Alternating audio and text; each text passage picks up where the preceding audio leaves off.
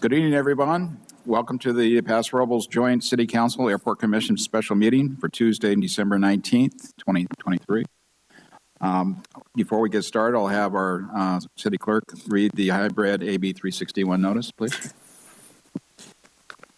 The city has returned to hybrid public meetings pursuant to AB 361, which allows for a deviation from the teleconference rules required by the Ralph M. Brown Act. Residents now have the option to attend the meeting in person or to participate remotely. To participate remotely, residents can live stream the meeting at www.prcity.com/YouTube and call 805-865-7276 to provide public comment via phone. The phone line will open just prior to the start of the meeting and remain open throughout the meeting to ensure the opportunity to comment on each item heard by the council. City council meetings will be live streamed during the meeting and also available to play later on YouTube by accessing the following link, www.prcity.com/YouTube. Okay. Thank you. And let's go ahead and do the roll call, Mary, first. Councilmember Bausch. Here. Councilmember Gregory. Here. Councilmember Roden. Here. Councilmember Strong. Present. Mayor Hammond. Here. Commissioner Andros. Here. Commissioner Britton. Commissioner Brown. Here. Commissioner Dart. Here. Commissioner Gaspar. Commissioner Gipple.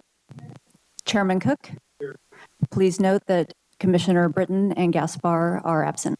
Okay. So if we would all please stand for the Pledge of Allegiance led by Commissioner Mark Dart. Mark. I pledge allegiance to the flag of the United States of America and to the republic for which it stands, one nation, under God, indivisible, with liberty and justice for all.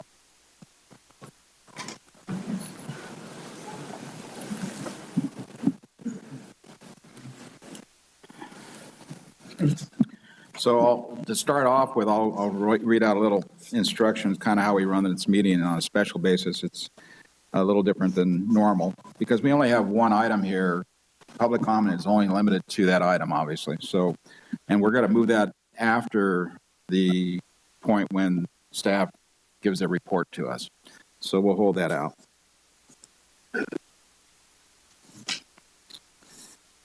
Following a staff report, we're going to go ahead and have Chairman Eric Cook from the Airport Commission, who was on the review committee, give his additional comments after the staff report is read.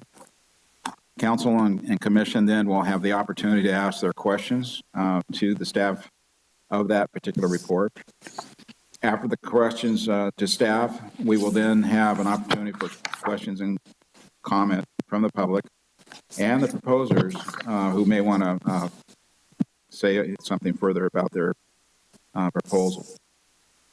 After the members of the public have their questions brought to us for discussion, staff won't answer them directly, but we will make a list of them and answer them all at the end. So everyone be making their notes as the staff report comes through.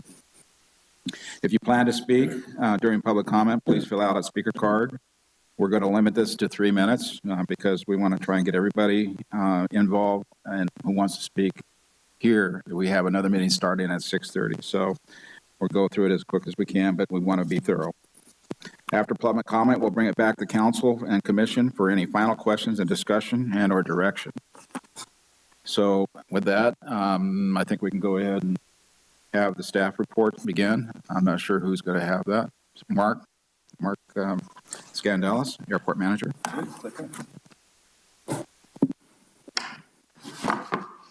Mr. Mayor, Chairman Cook, members of the council and commission, Mark Scandalis, Airport Manager. Thanks for having me. Today we're going to talk about the full service fixed-based operator proposals and receive direction on negotiations.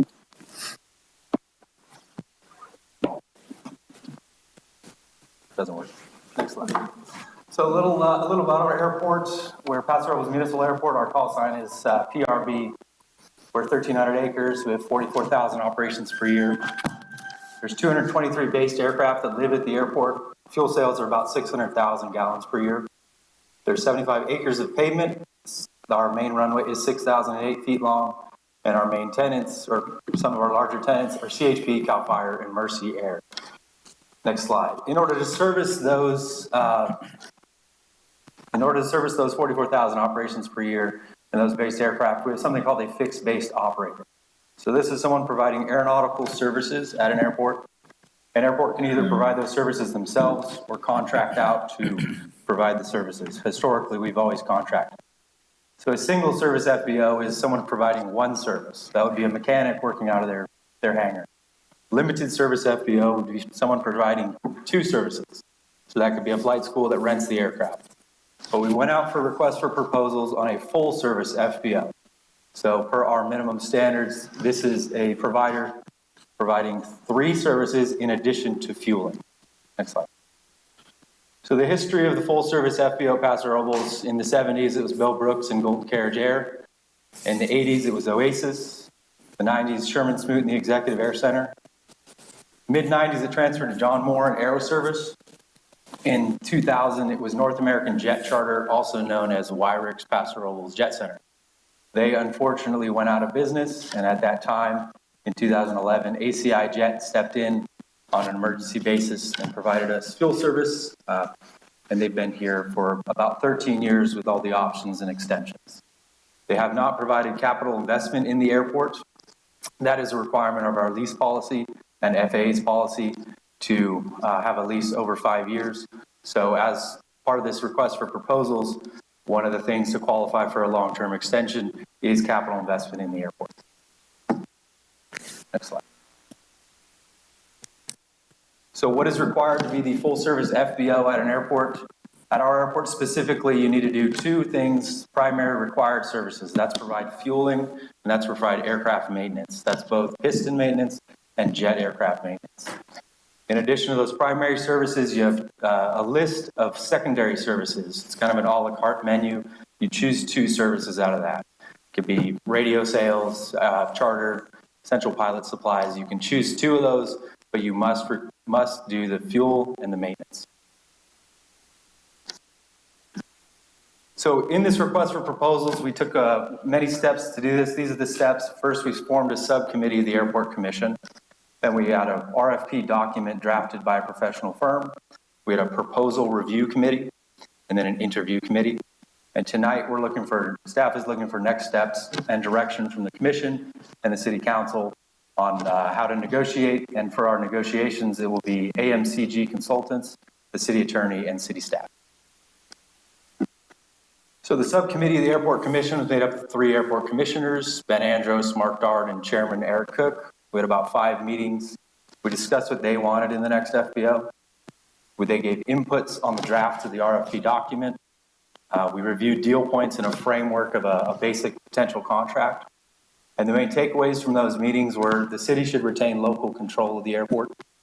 The FBO should have a strong relationship with the maintenance provider, preferably as an employee of the FBO.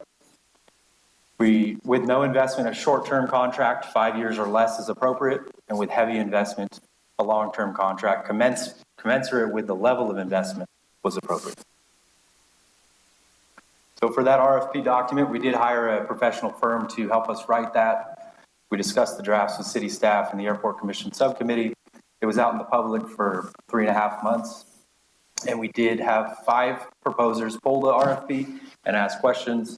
2 ended up submitting full and complete proposals for review.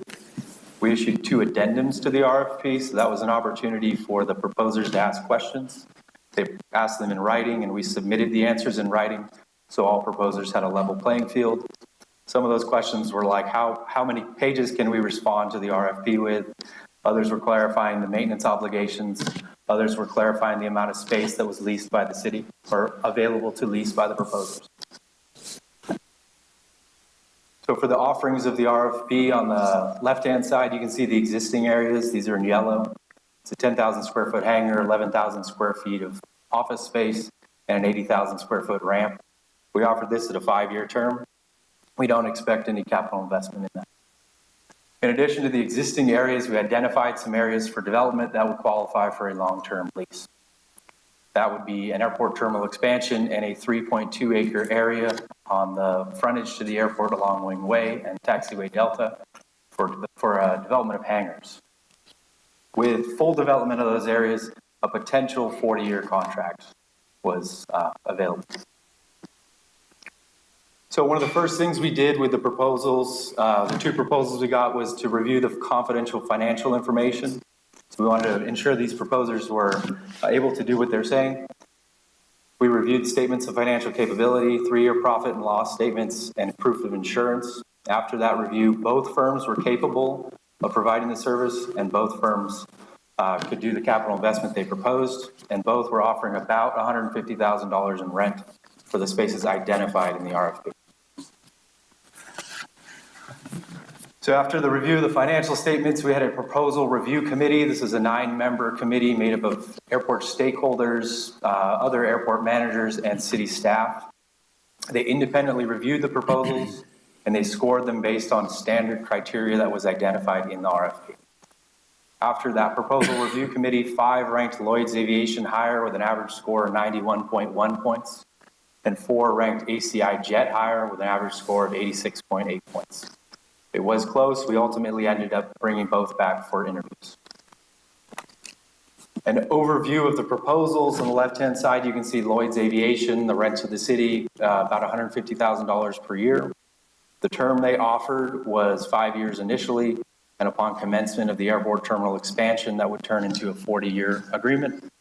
They have 65 years experience in the FBO business. They're providing standard FBO services, so that's marshaling, parking, flight planning areas, pilot's lounge, concierge services like that. In addition to the standard services, they're providing an on-site car rental service and an on-site customer service representative for concierge. For the maintenance obligations, they would either contract with the current provider or open a new shop, whatever was necessary for the airport. And for development, they proposed an airport terminal expansion and 19 additional small to mid-sized hangars on the 3.2-acre parcel. For ACI Jet, the rent to the city for the spaces identified in the RFP, $150,000 per year. The term offered was a 40-year flat term that included additional ramp space, which was not offered in the RFP. In those addendums to the RFP, ACI asked if these spaces were available. We responded in writing that they were not. However, they added them in their proposal. They do have 20 years of experience in the FBO business. They're providing standard FBO services. Their customer service was provided through the San Luis Obispo location. And the maintenance contract would be a subcontract with the current provider. And for the development, they have an airport terminal expansion and 1 large jet hangar. They did not have a proposal on the 3.2-acre parcel, but they did provide a concept of what could happen. So here is Lloyd's Aviation airport terminal expansion, a concept of what it could look like. It's a 2-story executive FBO, 5,200 square feet. There's a customer service desk, flight planning area, 3 additional restrooms in that building, a pilot's lounge and a passenger's lounge. This is what the inside of the FBO could look like, both the first floor and second floor. For the 3.2-acre development area, here is the 19 additional hangar spaces they propose. This is 11 60 by 60 box hangars and 8 T hangars. This is your conventional small general aviation hangars. They proposed an on-demand phased approach where they do 2 or 3 at a time. And for parking fees, they offered a negotiated split with the rates set by City Council. For ACI Jet, here you can see the airport terminal expansion and the jet hangar on the top. It's on the left-hand side and the hangars on the right on the bottom. They proposed a 2-story executive FBO. There's a customer service desk, a flight planning area. There are no additional restrooms in this terminal expansion, but they are proposing to remodel the existing restrooms outside of Joe's restaurant. There's a pilot's lounge and a passenger lounge. And for the large jet hangar, it's an 18,000 square foot hangar. Here's what the inside of the conceptual building could look like and the remodeling of the restaurant. So for the 3.2-acre development area, they didn't provide a proposal, but they did provide a concept of what could happen. In the red box is the airport terminal expansion and the 18,000 square foot hangar. In the green box is the 3.2-acre development area. It's a conceptual plan for 2 more jet hangars, some shop space and parking areas. They offered a 10-year lease at 12 cents per square foot per year. This lease would terminate if they didn't do development on the area. And upon termination, they'd have a 30-year first right of refusal on that area. Additionally, they would have a 30-year first right of refusal on the existing city-owned hangar. And if they did the development as proposed, it would require moving the city-owned fuel island. So in addition to their base proposal, they added that all of their development is contingent on their ability to lease the following additional areas. These additional areas are identified in orange. It's about 250,000 square feet that was not offered in the RFP. In the addendum to the RFP, we said that that was not available, and it was still included. The offer that they put on that was a 40-year lease. For the first 10 years, it would be 12 cents per square foot per year. In the first 10 years, there would be an 80-20 split on parking fees. The city would receive 20%, and its fees would be set by ACI Jet. In years 11 to 40, we would get fair market value for the ramp space, but we would not receive revenue share on the ramp space for parking fees. In the entire 40-year term, the city would remain responsible for the maintenance and upkeep of the ramp. So following the proposal review committee, we had an interview committee. We brought in both firms for an interview. There was a 7-member committee. We had a 30-minute presentation, 30 minutes questions and answers, and then the committee deliberated. After the deliberations, the recommendation was to negotiate with both firms, acknowledging that Lloyd's was preferred. In that 7-member committee, 4 voted for Lloyd's Aviation and 3 voted for ACI Jet. So Lloyd's Aviation was preferred in both proposal review committees. The preference, there was a positive impression of their customer service. There was a perceived culture fit with Paso Robles. There was an attentiveness to the general aviation population in Paso Robles, and a consistency with the RFP offerings.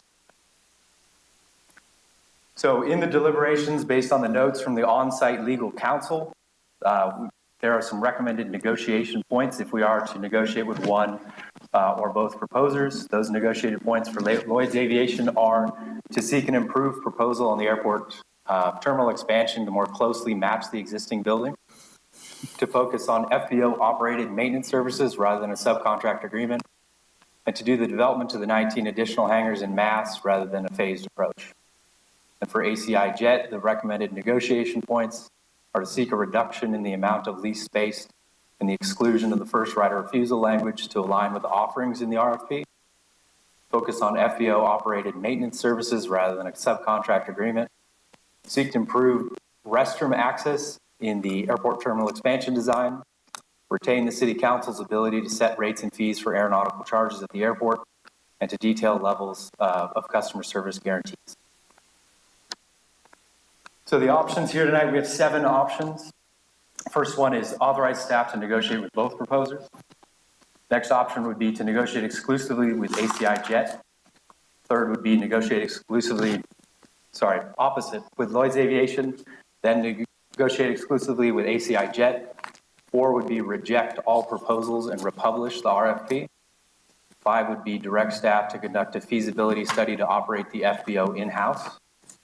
6 is provide alternative direction to staff, and 7 is retain the existing month-to-month lease agreement. So tonight, staff does not have a specific recommendation, but we do recommend that should City Council authorize staff to negotiate with one or both proposers, that we recommend City Council direct staff to negotiate based on the points under future negotiations and any other additional considerations to achieve the most favorable arrangement for the city. So with that, I'd like to ask Chairman Cook, who is also on the proposal review committee.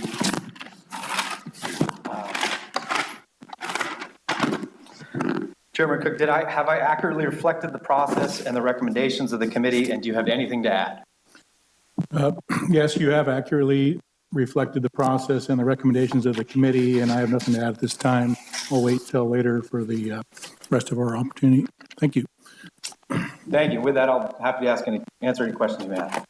Okay, we'll bring it back then for start with the council first for questions directly to our Mark Scandelis. Start off with Councilman Gregory. Yes. Hi, Mark. Can you go back to the slides for us? Go back to page 21, I think it is.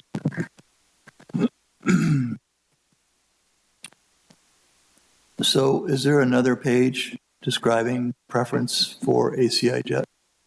No, this is after the review committee, what the review committee came up with being the preference for Lloyd's For Lloyd's. Aviation and the Okay. reasons why they preferred it.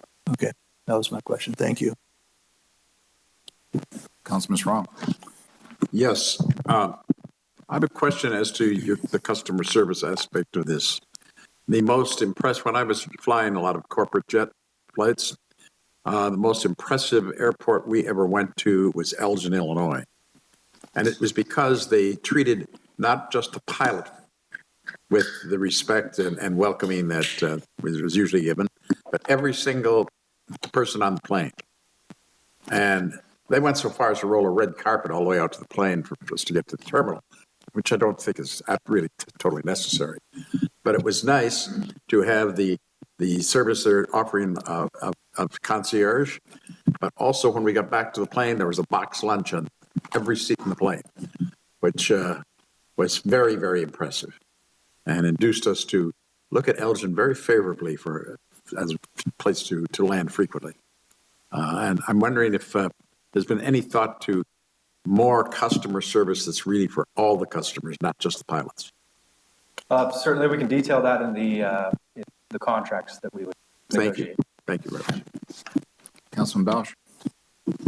Mark, thanks very much. Airport Commission, thanks very much. This might be putting the cart before the horse, but was there any consideration at all to the possibility of the spaceport and how the FBO would interact with the potential spaceport? We did write into the RFP that section of, we do have this on the horizon, but I think it's not materialized enough for the FBO to make a proposal on it. Do you feel comfortable that either ACI or Lloyd's would be able to deal with that type of client? I think so. I think they would both be able to be fine with it, but I think the city would take the leading role in the spaceport aspect of it. They would be a very small number of clients, and I think we take the role much like other spaceports have. Would you want to see a carve out for that then in the lease? Absolutely. If that's what council wants, we can add that in there. I would like to see that incorporated. Can you bring the slide up that shows the two proposals from both companies?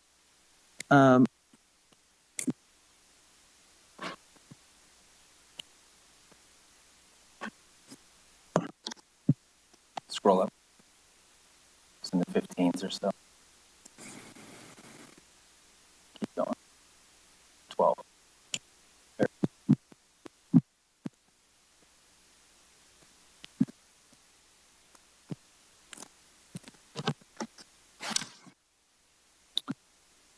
There was one with ACI that I'm not seeing on this, but it's pertaining to the parking. And I didn't notice that on the negotiated items either, because that wasn't part of what I think we were offering. Is that correct? Do you know what I'm referring to? I think you're referring to the negotiated split on the parking fees. Right. Yeah. ACI proposed an 80-20 split. Lloyd's did not propose a number, but Lloyd's did propose that they would go off the city council adopted fee rates and fee structure. ACI proposed that it would be ACI's fee structure. So that's normal that they would get a particular cut of the parking areas? It's fairly normal, but it's certainly negotiable. They are doing the marshaling. They are out there parking the aircraft. Okay. All right, thank you. But that percentage split is certainly open for negotiation. All right, Mark. My questions, the one that stood out basically to me is ACI's comment on services, customer service provided by San Luis location. Did they elaborate on why or what that might be about versus having it on Paso, Robles Airport? They did not elaborate on that. They did say they have a team of 10 or so in San Luis Obispo, and they would provide the services over the phone for us. Okay. I think I'll have more questions later, but that was the one that stuck out the most for me. All right, so council, at this point, we're done, and then we'll go ahead and then give it over to the commissioners. Any commissioners like to have any questions asked of staff first? Mark, go ahead. Thank you, Mark. Good job on that presentation. You actually answered most of my questions, but there were a couple. One was regarding Lloyd Aviation's. I'm sorry, Mr. Dart, can you move that microphone a little closer, just in case we have anybody online? There you go. Thank Can you you. hear me now? Yeah. On Lloyd Aviation's proposal, they had an initial 5-year term with an option to extend long-term upon completion of the airport terminal expansion. Are you able to give any more details on how that 5-year option would work for both the city and for Lloyd's? Not at this time. That we didn't detail anything in the RFP, but that's certainly a negotiated point that there would be milestones and performance clauses in a potential contract. Okay, then the other question I had was regarding under fiscal impact. We say we currently receive about $180,000 a year in lease revenue from the existing contract, but both proposals are about $150,000. What accounts for the difference in the lease income there? That's just what each proposer offered us in the RFP. So just lower lease rate per square footage, basically, or? I suppose, yeah. Okay, that's it. Thank you. Commissioner Gipple, Brown? Go ahead, Phoebe. You have to use that mic. Yeah, I think you have to turn it on or check it. Oh, good.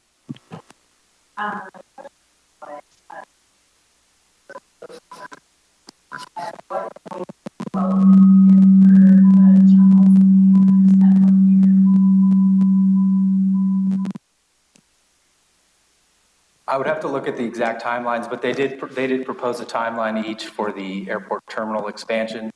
The hangars, there wasn't necessarily a written down timeline, and ACI didn't have a timeline on the expansion of the 3.2 acre parcel. Ben, nothing at this point? Okay. All right, then we're at this point finished with the questions from our area. So we'll go ahead then, move it on then to public comment. Remind everybody again, 3 minutes. If we would, fill out the card, make sure our clerk has that. Anyone wishing to move forward and talk, let's go up to the lectern and begin. Joe?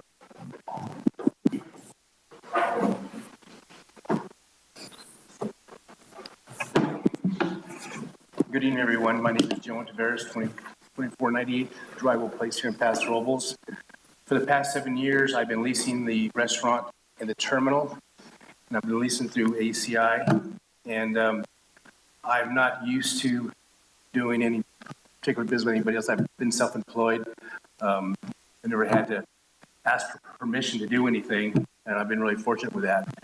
Having said that, my experience at the airport for the last 7 years working with ACI, it's been a really pleasant experience for me leasing from somebody because I'm treated as a fellow business owner as opposed to somebody that's renting, and ACI is not just waiting for my check every month. No, it's far from that. What they've been doing for the last 7 years, they've been keeping in contact with me constantly, letting me know what's going on, asking me if I need anything, if they can do anything to help my business out to thrive. And I think that that's rare. Usually when somebody rents from somebody, you pay your bills, they're done with you, they're not interested in your success. They want me to be successful, and I think that's great. And I'm leasing from them, but I'm not a leasee. I feel like I'm a fellow business partner. I'm in business with them, and I think that's a testament to them and their company, that they want me to thrive. That's wonderful. I just want everybody to know that I'm blessed that I'm able to do business with such an organization. Secondly, I know nothing about aviation. Don't have a clue. Go to the airport, I get on the plane, I take off, I land, boom. Time to come home, get on the airplane, come back, land, I'm home. That's all I know about aviation. Don't know anything about it. But what I do know is to have a successful business, you have to pique your customers and find out how you're doing. I ask people, they come in, how's the service? It's great. Food, maybe not so good, or what can I do to improve myself? That'd be great. People come flying in the area, I ask them, how's the food? How's the service? Great. Secondly, I kind of like to know who I'm doing business with, so I ask them, how's ACI treating you? Everything okay? Great people, great service, and from what I understand, is they're well respected in the aviation community, which I don't know anything about that. I got a couple of seconds left here. It's summarized. Now, lastly, what I want to finish with is that they're a great company to do business with. The customers like them. They have a great relationship with the military. The Brits are coming in again, and testament to them. Lastly, in the past few years, we all understand that Paso Robles has become a gateway community, not a gateway, but a destination community. And so ACI being out at the airport, it's a gateway to the community. I can't think of a better ambassador to the airport than ACI.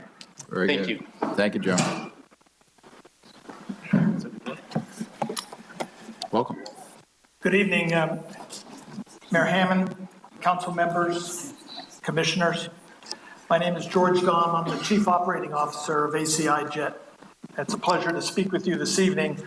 I followed ACI's growth and success since I first moved to San Luis Obispo in 2007 after a 26-year career flying in the Navy. And after joining the ACI team and watching how they fix, fly, and fuel aircraft, I'm even more impressed with the leadership team, the culture and quality of the people, and everyone's daily dedication to our core values of integrity, safety, perseverance, and service. It's that last one I'd just like to make a comment on, because I believe there's a little bit of a misunderstanding. It appears the impression is that ACI is not going to provide customer service in Paso, but rather depend upon phone service from San Luis Obispo. That is not the case. We will have somebody on staff because we take a lot of pride, as was just described, in our customer service. And when we're closed, there will be phone connectivity back to San Luis. So if there's a late night issue or emergency or whatever, we can rapidly respond to that. I'd like to submit 3 items to the City Council this evening. The first is a review from pilots, tenants, aircraft owners, and other ACI Jet customers. The second are letters of support from customers and business partners. And the third is a packet of illustrations that my colleagues are going to refer to as they make their brief remarks addressing the relationship between ACI Jet and Paso Robles, past, present, and future. Thank you. Very good. Thank you. Andrew, welcome. Andrew Robillard, ACI Jet, Paso Robles. Good evening, Mayor Hammond, council members, commissioners. I'm the Vice President of FBOs and Facilities for ACI Jet. I've been with ACI Jet for over 18 years, and in 2010, I was responsible for establishing and overseeing operations in Paso Robles. At that time, the previous FBO operator was unable to provide fuel to CHP and CAL FIRE. Fearing public safety would be impacted, city staff contacted ACI. Without an agreement or assurances, I quickly began mobilizing fuel trucks, fuel inventory, and equipment, and in less than 24 hours, ACI was ready to support operations. You can continue to follow along in the first third of the illustrations packet over here. After providing several months of essential services that ensured the airport could operate, ACI Jet responded to the city's request and presented the city of Paso Robles with our vision for the next decade. Our plan outlined a path that would meet the city's desire for stability while still establishing a foundation to build upon. It's a plan that we follow to this day. We set 4 goals for our first 3 years in Paso Robles. First, we addressed the concerns of the city, the airport committee, and the Paso Robles Airport Association by providing fair, transparent pricing and quality service. Today, our Hunter low lead price is lower than regional competitors, and it's currently $2.51 less per gallon than FBOs in Bakersfield. Second, we collaborated with the city and invested in the building at 4990 Wing Way by making over $30,000 in improvements that would accommodate an existing flight school and an existing maintenance operation, as well as attract new tenants, such as a Part 141 helicopter flight school and eventually a new GA maintenance facility.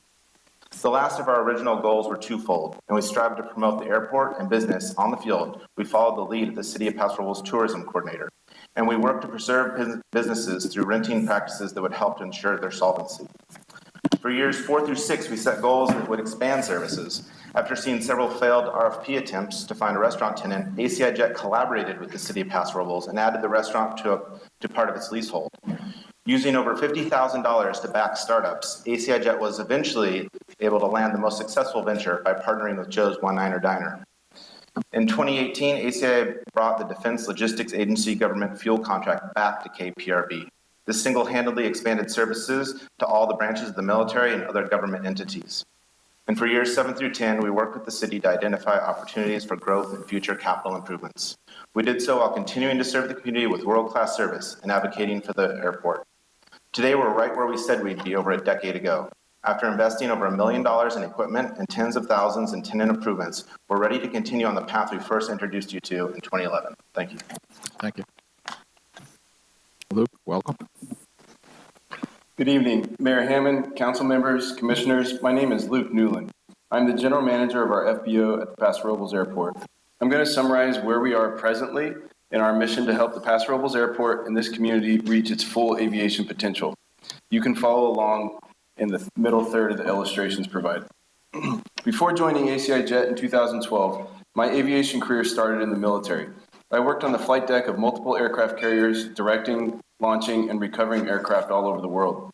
Working with military aircraft at the Paso Robles Airport is more of a passion than work for me.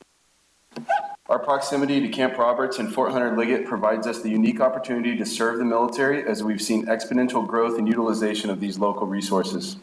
More than just proximity to the local bases, successfully serving the military is built on relationships. After ACI Jet secured the exclusive contract for providing fuel services to the military in our county, there has been a 150% increase in DoD fuel purchases, which represents nearly a third of all fuel purchased at KPRB.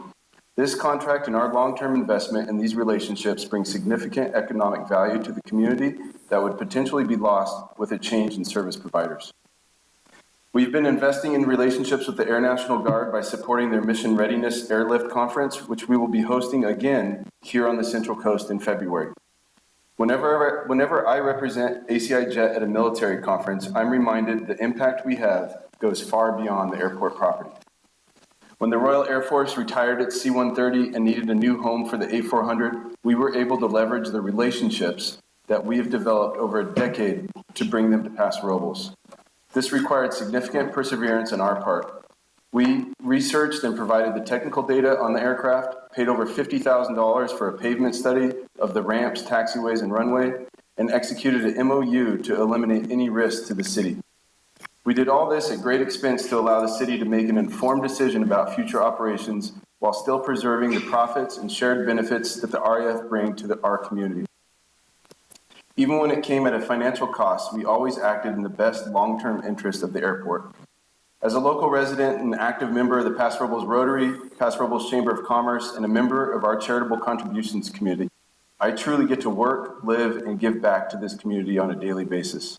I have the privilege of working with and serving those who use the airport for business, pleasure, and public safety. I believe the airport is a vital resource to our city and belongs to the community at large. Thank you. Thank you.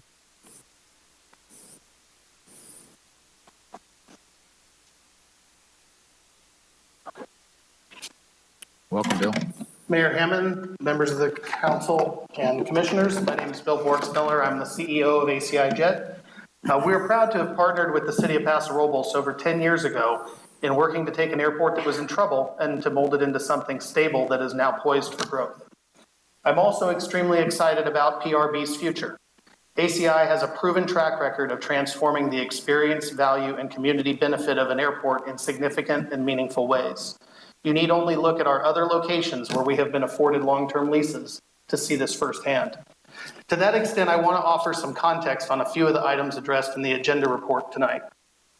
First and foremost, ACI's proposal is a commitment to build significant improvements now. It's not a 5-year lease with an option to extend if we decide to invest in the airport. Secondly, with respect to the additional lease space, and you'll get this handout later, it's worth noting that everything in blue is what we have managed for the last decade already at the airport. And the only area we're asking to add to it is this area in white up here. at the south end. And the reason for that is because it's home to some of the strongest pavement on the airport, and it's obviously the place where the largest and heaviest aircraft should ultimately park. Yes, we are asking to lease this space instead of just managing it, but that only makes sense to ensure you have access to enough ramp to conduct the necessary business to justify the capital investment for what we are proposing. Finally, the agenda report misses a huge key element in that our proposal provides far more income to the city of Paso Robles, both initially through the revenue sharing because of our fee schedule and ultimately on a massive scale when that transitions to a fair market value lease for that entire area. This is exactly why leases of this kind are so common, and it's an industry practice that comprises the vast majority of FBO leases at highly successful airports. And for context, this airport has more land than any of the other airports we serve. If we leased all the space we proposed and built out everything we have as a vision for around the site, it would still be our smallest lease at any of the airports that we serve. So just by context, this is not anything we're suggesting that doesn't happen all over the place. With all of that said, this is a significant decision about the long-term future of a major city asset, and the 5-page agenda report and presentation does not provide a meaningful way for the council to understand the vision that each proposer has for the long-term future of this airport. It's important to recognize that the airport belongs to all Paso Roblans, and the citizens who own work and businesses, restaurants, and hotels here in town have just as much of a right to benefit from the airport as direct users. That's a key reason why the airport should be run as a business. This is consistent with the council's approach and long-term goals that have been set for PRB, such as spaceport certification, becoming a hub for educational activities, and the aerospace tech corridor. With such large regional objectives like these on the line, it only makes sense for the council to be directly involved. Thank you. Thank you. Hi, my name is Noreen Martin. Thank you very much for allowing me to speak before you. What do I know? I know when he came in, Jim App and Meg Williamson, that Bill Borgsman took the city from a very bad position into a good position immediately. I know that he benefited the hotels and the restaurants because he made contracts with the Fort Hunter Liggett and the DLA, and a few other people, and he increased the fuel consumption so that he added to our economy. He's generational. His wife has been here 2.5 generations, her family, so he understands our community. He was one of the first to stand up when Steve Martin was making relationships with the state, so was Ty Lewis. He was there when we invited Lieutenant Governor Eleni Kotokalis to be here. He was there with Senator Laird, and he was there with Jimmy Panetta when our county was redistricting. And so there were community members, not just myself, but the Ernst family, the Sittons, the Lacey's, the Tompkins, and the Clarks, and Bill was present at those meetings here in Paso Robles. So I know he's community-minded. I watched him in San Luis with Cuesta College begin a very difficult process to get a mechanics class there because he needs employees. Well, so did a lot of people so that they can be fuel I don't know the name of it, but so that they can understand how to be mechanics on actual flights, because we need those people here. So what else do I know? That we've been in a really big growth period in the last 10 years. It's a big decision, the decision you make, but bringing in people that will literally continue that professional community involvement that we all know in this room, I think is very, very important. So I'd like you to consider that. I saw him increase the John Wayne Airport. I saw the ACI jet in San Luis be increased. And I believe it's time in Paso for our airport to be increased. And I believe in that, and I would do almost anything to see that happen. I'd like to point out one last thing, that George Dahm, who spoke, he was the first gentleman to spoke. I don't know if you know who he is, but he retired as the lead of the Blue Angels. I'm not positive you get that quality employee unless you're a stand-up person and do what you say and increase your ability to hire people like this. I'm not positive George John would have retired here if he didn't believe in Bill Borgsmiller. So I just want you to consider those things. Thank you very much for allowing me. Thank you, Noreen.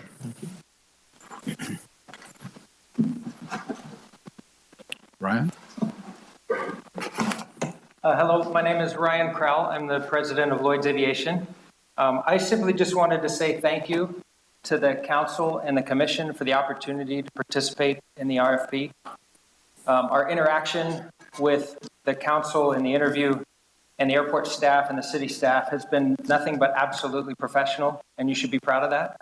Mr. Skandalis has conducted himself in a very elite and professional way throughout, and that's not often found in city staff members, so you should be proud of that, and I just wanted to say thank you. And also say that Lloyd's Aviation is committed to taking care of the city's requests, their desires, the people here. We want to represent you well. We know that the airport is an open door to the rest of the world, to a city. We understand that it's the place where tourists and where business people and passengers get their first impression of a city. We want to make that impression a good one. We want to roll out the welcome mat for your city and join you in growing and making this a great place to be. We think that it's a great fit. We wouldn't have proposed otherwise. I just wanted to say thank you. It's an opportunity, and it really is an honor to be considered alongside this great company who I patronize often, and they do a good job, but it's an honor to be here. Thank you very much. Thank you, Ryan. Welcome. Good evening, members of the council, city staff, and the commission. Thank you for the opportunity to speak. My name is John Couch. I'm the president of the board of directors at the Estrella Warbirds Museum. We've been members at the airport now for over 30 years, and we boast over 660 members, many of whom are pilots. Now, our experience with ACI Jet, as well as with the individual members, has been consistently positive over the years. And they have been very supportive of our museum, in particular our youth aviation program, both monetarily as well as participating in the career day events, sending people to represent them and to support us. And it's been very beneficial for us. And I do believe that the strength of our youth aviation program is due in part, a large part, to their contributions, as well as the leadership that we have within the museum for maintaining and growing that program. I know that it is your motivation to do that which is in the best interest of the community when you make your decisions. To do that, I would encourage you to individually look at both proposals in their entirety so that you can get a really good feel that a summary just can't completely cover, and make your decisions based on all the information that you have. It's a long-term contract, and there's a lot to be gained or lost by the direction that you go. So I'd encourage you to work with the best information that you have, the most complete information that you have when you make your decision. Thank you. Thank you, John.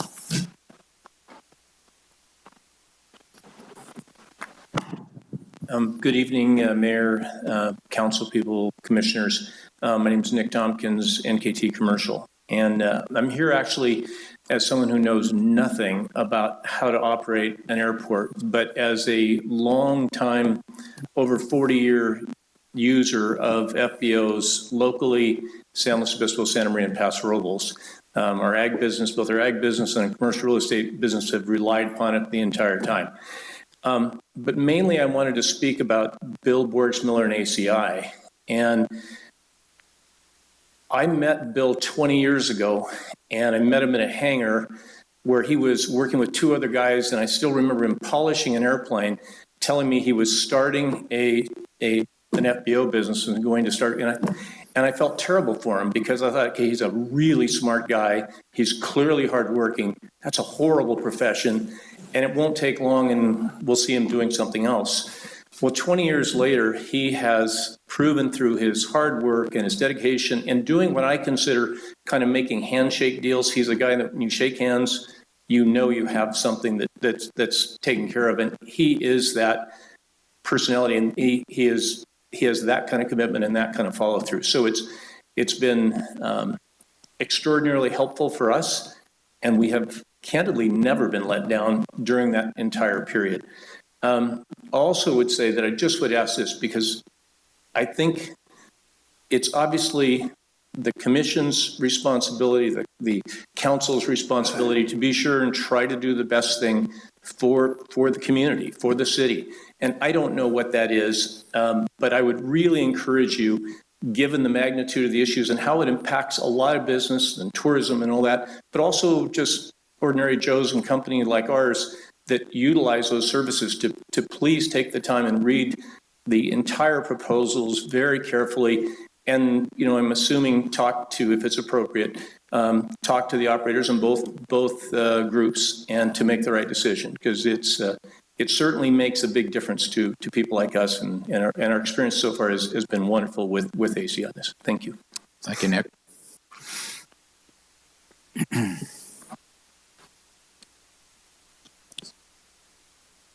Yeah, Ken, welcome. And now for something completely different. Good evening. So my name is Kendall Pearson. I run Air Paso Flight Services. We're a flight training and aircraft rental operation, small airplanes at the airport. We've been in business for 6 years. I had the privilege to serve on both of the FBO proposal evaluation committees. I'd like to provide some context, but first I'd like to offer a compliment. The city has a relatively new city manager, a newer public works director, and a new airport manager. Lots of new blood, but not a lot of experience running an airport. To their credit, they recognized this fact, and they sought out help. A well-known aviation consultant was retained to evaluate current conditions, facilities, and operations. The completed report provided recommendations, short-term, long-term. Moving forward, great start, well done, thank you. Appropriately, this study does not provide a specific vision for the future of the airport. As an involved airport user and a local business, I'm really pretty unsure of the vision in the eyes of the current elected officials. The airport master plan has not been updated almost 20 years, at 2004. The question that lies before us is, where do we go from here? This brings us to the process of selecting a fixed bait operator. Without a clear current vision from the city, the two respondents proposed their own vision of what the Paso airport should be. These two proposals could not be more diametrically opposed. Of course, each company would like to do what's good for them, but the task at hand is to select a vendor that benefits the citizens of the Paso Robles and the extended North County area. Frankly, the ACI proposal is an attempted corporate takeover. It focuses on large jet aircraft maintenance and sales. It ignores 76% of the aircraft based on the airport, as well as the vast majority of current airport flight operations. Their plan is to place a large corporate hangar right in the middle of the public ramp while eliminating tie-down spaces for based and transient general aviation aircraft. ACI has very little experience with piston engine aircraft maintenance, the majority of our users. Their focus or business plan is on big jets. On the other hand, Lloyd's proposed conservative growth seems to be in line with the city's character. They have made provisions for small general aviation aircraft as well as jets. They have proposed smaller hangars, on-site customer service representative in our hangar or in our terminal, and plenty of experience servicing general aviation aircraft. I can't impress upon you enough how important the decision is for the future of the airport and the city. You're looking at a potential 40-year relationship with one of these vendors. The development potential at the airport is exponential. Having a like-minded partner is essential to appropriate growth in line with the city's vision. Lastly, ACI has operated the airport about 13 years, yet both committees favored Lloyd's Aviation's proposal. That should speak volumes to you. end my comments. Thank you very much. Appreciate the opportunity. Thank you, Kendall.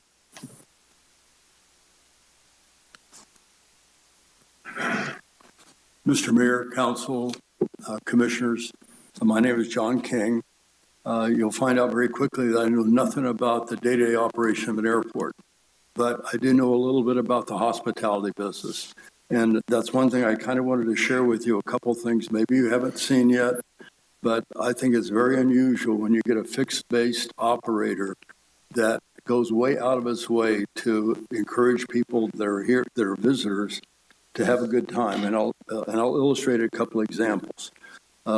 Several times I've seen at the golf course at Hunter Ranch, some of the ACI people bringing people over, introducing them and making sure they got their correct tee times.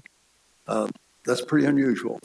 As a matter of fact, when the British Air Force, or Royal Air Force, I guess, was visiting, their project manager brought over several of the officers, introduced them again to our people, and made sure that they got their tee times. Another incident that I can recall was I believe it's the Air National Guard typically has conferences at various places throughout the United States. And in one case, ACI sent a delegate back, I believe, to the Midwest, did such a good job of promoting our area, the county, that the National Guard actually in 2023 had their convention here in this county. Now, it just so happens that it was at the cliffs in Pismo Beach, but there's not a reason in the world that it wouldn't do better here. And as a matter of fact, it was such a good conference that they had that they've actually rescheduled for 2024 too. So that kind of assistance, you don't very seldom do you see that, but it really is very meaningful to the tourist industry to see that kind of help. The second thing I think I'd like to comment on is the spaceport. And we've had an opportunity to review the ground leases, and actually as a result of the city staff making several introductions. In fact, we've met 6+ drone manufacturers that are looking forward to being here. The one I wanted to speak that was in particular was Zone 5, which is a major zone manufacturer. Actually, it's my understanding that they're the sole retrofitter of the Predator, and that entity will be coming to Paso Robles. They've looked at. Go ahead and summarize, John. You can summarize. Go ahead. Well, at any rate, they've done a lot to make that happen, and they made that introduction for us, and we're certainly grateful. And I think there's opportunities that are going to be out there that we haven't even seen yet. So I would just encourage you to look very closely at the contracts that you're going to be reviewing, and recognize that tourism does play a role. It's a meaningful role for all of us. Thank you very much. Thank you. All right. Anyone else? All right. Seeing none, we'll go ahead and close public comment. Mr. Mayor, before we proceed. Yes. I noticed that ACI Jet, you've placed a number of documents on the board up there. I just want to be clear that if you provide us with those will be public documents and they'll be available to everyone. All right. Yeah. All right. So we'll bring it back now then to council and commission to, well, actually, I didn't really hear any questions from the public directly. If I missed one, maybe somebody could help me, but I think it was more comments more than questions at this point from them. So they're going to bring it back then to us to start and ask further questions of staff and get a little deeper into the item. Start off with Councilman Gregory. Yes, thank you, Mayor Hammond. First of all, I'd like to thank both organizations for being here. You're both fine organizations. And my comments are going to be, I want to see the full representation of both organizations. What I've seen tonight, and the staff's done a great job, but we need to look at this more closely. It is not, I cannot make a decision with what I've seen tonight. I'm just going to make a suggestion, maybe to save some time. And I'm going to have to lean on our city council, our legal counsel for this question. I think it's really imperative that we see a financial comparison of what both operators are offering us so we could fully understand it, get it. I want to see what the fuel prices are. I want to see everything about them. And I think the best way to achieve this is to have an ad hoc with 2 council people, 2 commissioners, and Frida and Mark. And between the 6 of us, go at it. And so we get more detail. I cannot fathom a 40-year decision with what I have in front of me as a decision maker. And no criticism, Mark. It's a very complex thing. And Frida, I just want to see more. I want to understand. We have an operator who's obviously very successful at Bakersfield. I know all the ACI Jet folks, and they've done a great job, as many people have spoken here tonight. But we owe it to both of these folks and companies to look at it very closely in more detail. So I think to get to that point, I think we're going to need some analysis. And I'm willing to be on that ad hoc. I've done this before, but I'd highly recommend doing it that way. Mr. Mayor and council members, I think I need to remind everybody, we're not making a decision on which FBO we're selecting tonight. Tonight is just direction for staff to go back and negotiate the best contract with either or both, and then return to council with that. So any additional information that you may want, if you guys get in, and legal counsel can, chime in on this, but I don't think it would be appropriate or legal for you to be involved in the negotiations themselves. It might presuppose that you have your mind made up on which company to go with. So I don't know that an ad hoc would be the most appropriate solution for this. So if I may, Mr. City Manager, I need a document I can study and understand. And I don't know how we're going to get there. If you have another way, I'm okay with it. But I have to see it in writing, documented financially, so I can understand it. Councilman Strong? I just want to make sure that that's clear, because I cannot make a decision with what I have, and I don't know how to give the detail to staff to do that, to get it right, unless you've done it before. I'm going to be short and sweet. I 100% agree with Councilman Gregory. Not about the ad hoc so much as the fact that I would like to see both full documents and have the time to actually read them and digest them, because I think that is extremely important. I think the summary was way too brief, and it didn't tell us enough. So I'm not ready to make any further decision beyond that, except I want a lot more information for something as important as this is. Councilman Belsch, you want to weigh in at all? I'd agree with both council members. We don't have quite enough information yet. I think I'm disappointed with the net revenue for the city, to be quite honest with you. I'm not sure if I'm looking at the proposals accurately. So to Council Member Gregory's point of seeing a spreadsheet or a proposed spreadsheet, that would be very helpful. Perhaps I changed my mind after that, but looking at what the airport, what the potential is, I think both companies can do better, and I would expect you to do better. So please come up with a better plan.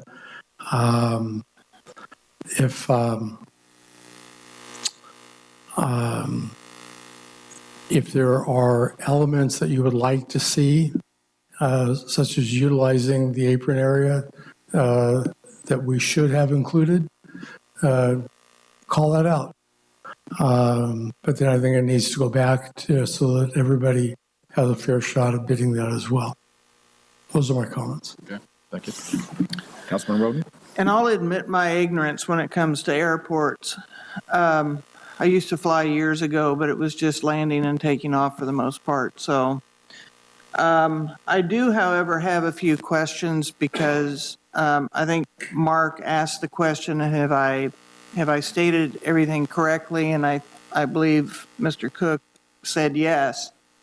One of the points that the mayor brought up was about staff being located at Paso Robles. And when, I'm sorry, George? got up, he spoke to that and said that that was not correct, which was just opposite of what was told. So I think we need some definition. Perhaps that's just an indicator of what I'm looking at, but it was also outside the FLP. Either we need to bring that back in, or you need to state otherwise, and as Councilman Bausch says, we need to make it across the board for both companies to carte blanche, what is your dream? But I think you all recognize this is our airport, this is our future. Maintain it as such. And we don't want to just give it away. There are some issues here that I saw. But I concur, I agree with the rest of council that this needs to be a little bit more definite and defined. Councilman Strong, one more time. I'd like to say a little more too. I served for a few years on the Airport Advisory Committee for Santa Clara County. We designed Manetta International Airport. So I have that type of experience with airports. And my family has been flying since 1927. So we're pretty acquainted with flying. I've put in almost 200,000 miles, well, almost 2 million miles in the air myself, but not as a pilot, as a passenger. So many of them to individual private airports like this, municipals. And there's a big difference between how people are treated and the regard they have. I think both of you have a lot to say for yourselves, and I think there is a lot of potential. I happen to know that this airport is the best all-weather airport in the continental United States. It is already 727 capable. It is not really unreasonable to be looking at larger jets, because with very little effort, we could become 747 capable if that's what we chose to do. We have the potential at this airport for many things, including the spaceport. The area, as was pointed out, is the largest in the area. And it is also one of the best located as far as noise, because it is not impacted to the extent that many of the others are. So there's so much potential, but it all goes back to what Councilman Gregory said in the first place. We really need to see these in more detail, and possibly then we can make recommendations and make suggestions as to how to proceed with negotiations. Because if we're going to do our job as a council, I think we have to be informed. Because if we make decisions based on ignorance or that aren't fully informed, they're not going to be the best decisions we can make. Thank you. Thank you, Fred. I'm going to go to the pilot side now. So all of us fly, and again, it's important that I think our voice is heard, but I'd like to start off maybe, let's go with Ben Andros at the end. We'll work back to Eric. All right. Thank you, Mayor Hammond. So I was the lone local dissenter, I think, in prioritizing ACI over Lloyd's during the RFP process, as I was both on the subcommittee and on the review committee. So I thought I'd give some kind of background to that, because in addition to being an active GA pilot based at Paso Robles, an airport commissioner, also run a small business on the airport, unrelated to aviation, but a tenant on the airport as well. As a GA user, we've got a fab shop in Bakersfield, so I fly back and forth to Bakersfield sometimes multiple times a week. I use Bakersfield Jet Center. It's a great jet center and very welcoming, sometimes a little bit more welcoming than ACI. Feels very familiar there from a GA background. But I think ACI's brand and model, business model, is a better fit for Paso in 10 years than what Bakersfield Jet Center, or Lloyd's, synonymous in this case, is offering. Also, as someone running a small business here in SLO County, I can tell you it takes a certain amount of passion for the community to be successful here, insofar as that, very business friendly here, very thankful for that up in Paso Robles, but I'm sure Mr. Borgsmiller has been pedaling pretty hard down in South County to make things happen there as a business owner. And I think if we tell a company that started in our backyard and that has invested heavily in the county and in the community, not just in the airport, but in the local businesses that, hey, thanks, but we're going to try something else here without good reason and without the opportunity to renegotiate. I think, one, that's kind of a bump deal, but additionally, it sends a message to the other business owners in the community in terms of curtailing their investment in the community or wanting to stay here and put down roots as they grow, because we are growing. And I challenge you to find a better example anywhere in the county in any business than ACI's monetary and time investment in the aviation maintenance program at Cuesta. There's also been some hay made about ACI's lack of investment at the airport, despite having had the lease for some time. I'm a leaseholder at the airport as well. If you told me you have a 4-year lease, I would build nothing because it's not mine after the lease is over, depending, of course, if I can unbolt it and drive it away. But in any case, I would have done the same thing as them. And in terms of my the fellow guys and gals in the room flying bug smashers instead of Gulfstreams like me, I would say if you spent some time around ACI, if you hear them talk about their passion for aviation, yes, they're a business, so they're going to be focused on the highest margin business they can have to support themselves in the community, and that's going to be corporate air. But they're also, I don't think they'll leave the propeller class behind. In terms of that. I do have reservations about ACI's proposal. One of our goals was to retain local control of the airfield and ensure that infrastructure is developed. ACI's proposal was heavy on airfield control and weak on milestones outside the terminal in the single hangar. And so I would encourage the council to work with the airport manager and to do exactly what the city manager proposed and to negotiate on this with ACI, but primarily with ACI and first. I know there's ways that we could work that in to the mechanics of the agreement so that we could retain control, but they could have the confidence that they could do what they need to do in terms of marshaling and moving aircraft around the ramp to have a successful business. I think the ramp is probably the stickiest point there for everyone.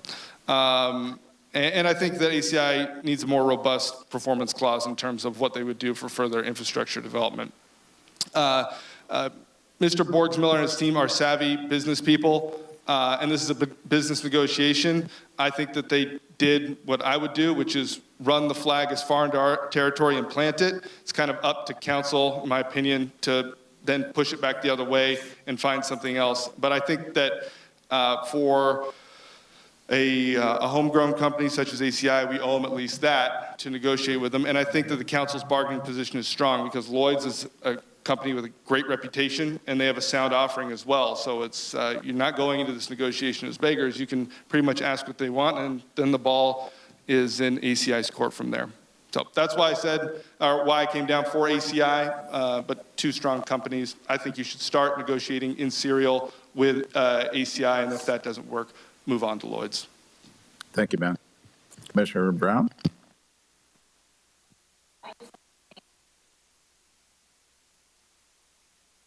My suggestion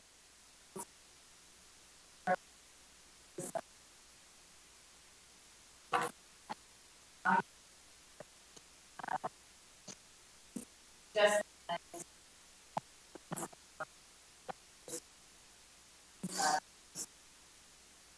and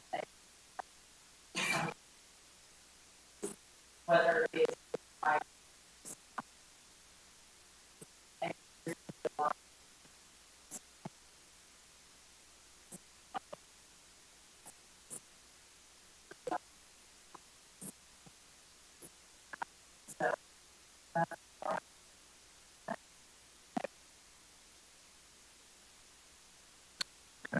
Very good. Thank you. Commissioner Gipple? Sarah? Is it? Yeah, let's do it the other one. Yeah. There. Hi, everybody. Sarah. I can but I also, I just pleasure, but I also a lot of here. So I have a lot of experience with this world process and your process. So just a couple of statements here. I think a lot of people have mentioned and said this is really I the airport is such a special place that David's point was a lot of everyone around. And you can see the amount of construction happening in Paso. The airport is a gateway to something pleasure. And when I think about the airport, I also want to think about consumers at the general aviation community, military, as well as corporate jet. So think about that holistically. I think when it comes down to the RFPs is really complex, proposal complex. And to a lot of people's comments, they're very different and very complicated. And it does take a lot of time to do that. Going back to Mark's analysis, I did an excellent job actually commissioning two different sets of proposals in that. So the 9 number and then the 7 number. So I don't think you should discount they found in their recommendation. Did side with voice slightly above PCI. Typically, this part of the process, most organizations will negotiate with provider first, try to be a place where the actual funds preferred and accepted. It's not normal to actually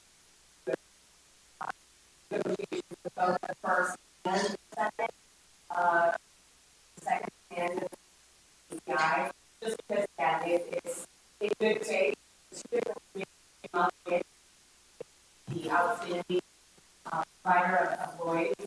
So it is my recommendation that we should work with negotiate Lloyd's and see if we can bring Lloyd's to a level that is acceptable and not that level.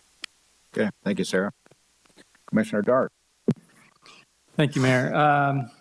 So as a GA pilot and aircraft owner at the Paso Airport, ACI has provided great service. Their fuel prices have consistently been some of the best of anywhere I go. So they're focused on, they do focus on jet. I've never felt left behind as a GA owner there. But going into the future, this is 40 years, and what I'm concerned about is infrastructure. We need hangars at the airport for GA aircraft. Doesn't mean that we don't need large corporate hangars also, but I'm concerned about GA moving forward and some of the infrastructure and that 3.2 acre site being kind of left out there in the proposal of maybe we will, maybe we won't. So my suggestions are, I would like to go back and negotiate with both providers. I really think we need to, on that renegotiation, focus on some things for GA infrastructure and for the next 40 years. If we don't have that, I just see jets taking over. And I also agree that we really need to retain that, control over our airport out there as much as we can. Again, 40 years is a long term, and a lot can change in that time frame. That's it. Okay. Thank you. Thank you, Mark. Thank you, Mr. Mayor, Council, Commission. Thank everyone for their participation in this process. I had a whole lot of things to say based on some of the conversations I've heard. I'm going to limit it.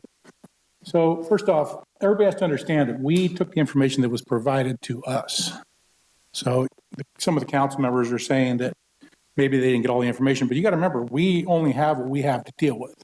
So that's where these recommendations came from. We never saw a spreadsheet. We didn't see any financials. We didn't see anything. So I just want to make it clear that we went by what we had available to us. Based on the information that we see through the process, though, there's been a lot of things that have been said, and I kind of echo what's been said here with a couple of our commissioners, that I also believe that a 5-year plan would be the most prudent, which gives the opportunity for everyone to see how that's going to go before we do give 40-year leases to anyone, because it is a big decision. This is the gateway to the city, and we've all talked about this. I've been on the committee termed out of that. I've been on the commission since day one. Obviously, I take a lot of pride and I care about our airport, and I want the best for it. but based on what we were presented to us, it felt like Lloyd's was more willing to come alongside of us and do what we need for our airport. They never said they didn't want to build. They just basically said, hey, we'll do what you guys need us to do. We'll start out with a 5-year program. We're not going to try and take over the whole airport because, you know, it's important that we protect our airport because we only have one and we only have X amount of square feet to lease. So also this gives them the opportunity for the 5-year plan to see how things are going to progress with the spaceport that we keep talking about. How's that going to play into this? Give them time to look at it. I think it's almost impossible for anybody, even with more information, to have a crystal ball to see how this is going to go. I don't think any of us know, but I also know being an actual user at both locations, weighing all the facts out from a customer service level, and I appreciate ACI and all they've done. I look at the service level that we've seen here compared to possibly their other locations, and I don't feel like it's been based towards GA as much, and maybe I'm wrong, but I'm just going by what I can see. That's all I see. So anyway, finally, I believe the best option that we could do, rather than ACI's proposal for the 40-year, and also our other provider here, which I think I'm familiar with both of them, one of the things that stuck out to me was the maintenance side, as Mr. Pearson identified. I mean, the largest percentage of our airport is piston. And when we asked questions of ACI, I said, okay, how many piston aircraft do you do annual for? 2. Well, our main business here is piston. So yeah, someday we might have a lot more jet operations, but we also need to take care of what we have now. And quite honestly, I don't feel if that's being taken care of correctly. So anyway, my last comment would be similar to what everybody else has said here. I feel like, you know, if the council needs more information, I totally understand that. But just keep in mind, we're only using the information that was provided, and also the votes that were taken, the surveys that were done. Mr. Scandelis, I think, did a great job on all the proposers here. And I get a little emotional about this. I mean, obviously, I wouldn't be here if I didn't care. So I take a little bit of frustration about some of the comments that were made about us because we're going by what we have. That's all I've got. All right. Thank you, Eric.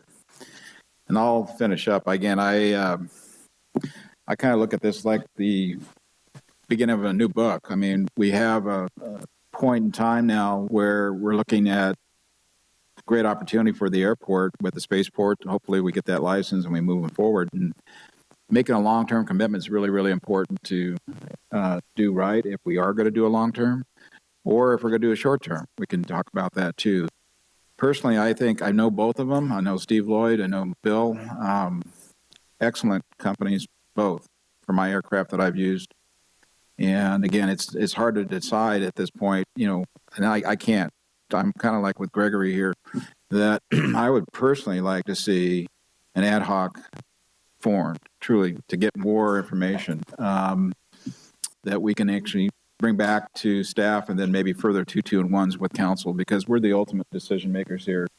Airport Commission, you've done your work, and we're going to be taking that information and moving it on. But that's what council's for, is to make the hard decisions with regard to financial determinations. And so, you know, with regard to forming an ad hoc, I think personally that would be the best move at this point, truly, to get more information, because this is actually the first time council, you guys have been working on this for a while, but tonight's the first time the council really actually got into it, you see, and we're expected to make a decision, which for a long-term basis, and I'm not going to do it. So again,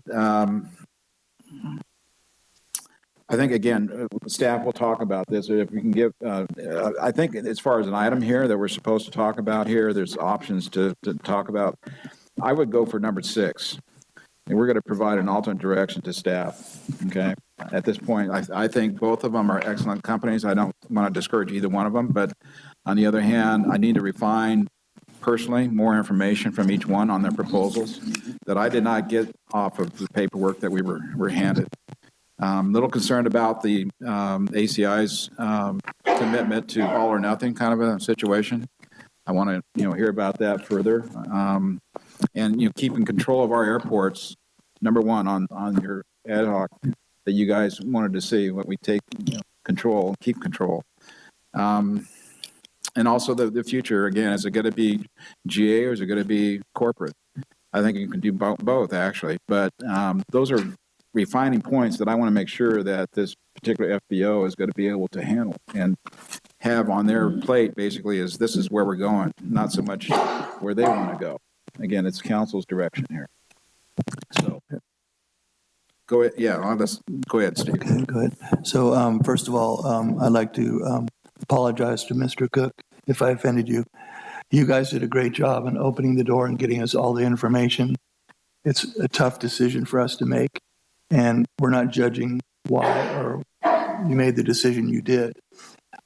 I appreciate and applaud the work you've done, but we need to see more. And that was the purpose of my comment. So I want to make sure you understand that. So I apologize if I offended you, because you do a great job out there. And then just an idea, we could do an ad hoc with airport commissioners.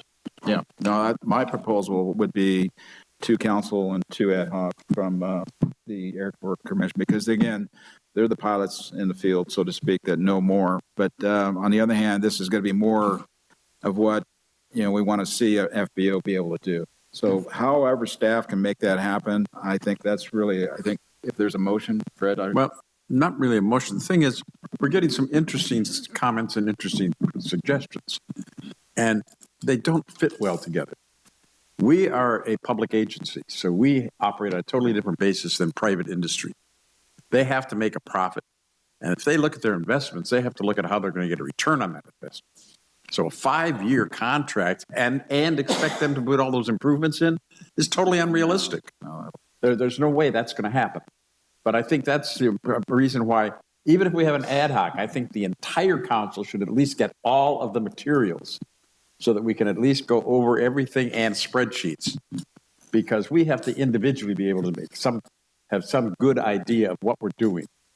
Elizabeth, you want to weigh in? Sure. So I think I'm hearing a couple of things. I think what I've heard from the commission and from the council is there's a desire for ACI and Lloyd's to go back and sharpen their pencils a little bit, provide us with some more information. And so I think the first direction would be to staff to continue to work with the 2 to answer some of the questions we've heard.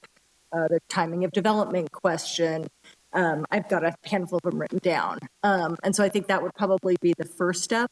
The second step that I think I hear is an ad hoc committee of 2 council, 2 airport commission, to review these sort of revised, updated, additional information proposals, and work with staff to then come back to this body as a whole. Not to negotiate the contract, because you would have to vote on the contract. So that's got to be left to us. What I envision is that ad hoc would give staff direction to go to negotiate with the 2 applicants. Right. So we'd start with staff sharpening pencils, working with the 2 applicants a little bit more, and then coming to the ad hoc committee with this additional information fleshed out based on the questions we've heard tonight, get some additional direction from the ad hoc committee, maybe have a little back and forth. We'll see where we end up, and then have the whole thing come back with 2-2-1s with the council, bring them up to speed. Yeah, and then final presentations to the council as a whole. Yeah. Does that make sense? With a final direction to go back and renegotiate again? To pick one and close the deal. Mm-hmm. I think that's what I heard. That's the way I interpreted it. Steve? I think it's a good idea, and I think it's really good that if we have 2 commissioners on board, that they, like Eric and Ben, would be maybe 2 choices, because they have differing opinions, so we get full information that way. Not Mark, you'd be great too. You would all be good that you guys have a good, solid position and a very strong argument for what you believe, and I think that helps make a better ad hoc. So for their involvement, and I'm happy to serve. You mentioned you'd like to sit on the council ad hoc. Because you are actually the liaison to the airport commission, along with myself. I don't want to bully, but I'd like to try to be on that too. Being the 40 years of aviation experience, I'd like to kind of throw in a little bit on that too. So, Mayor, let me go ahead and make a motion for that. Okay. Just for what we discussed with creating an ad hoc with 2 members from the commission, being Ben and Eric, I think you specified, and also Councilman Gregory and yourself. All right. So is that good enough for direction for a motion to start. Yep, that's good motion to start, and I just want to get some clarification that before the ad hoc meets, we want staff to continue to work with the two proposers to answer some of the questions we've heard tonight and get some of that fiscal analysis. That's clear. Yes. Okay. All right, so we have a motion, then we need a second. Second. Councilman Bausch, got a second. All right, Mary will call the question then. Councilmember Roden? Aye. Councilmember Bausch? Aye. Councilmember Gregory? Aye. Councilmember Strong? Aye. Mayor Hammond? Aye. Motion passes. Again, I want to thank everybody for coming tonight. We're still trying to find the best fit, so don't be discouraged, and we're going to get some more answers, and we're going to make this thing happen. So thank you for coming. So we're going to adjourn the special meeting and then. Yeah, okay, I will. We will adjourn this joint meeting and pick up the city council here shortly. Yeah.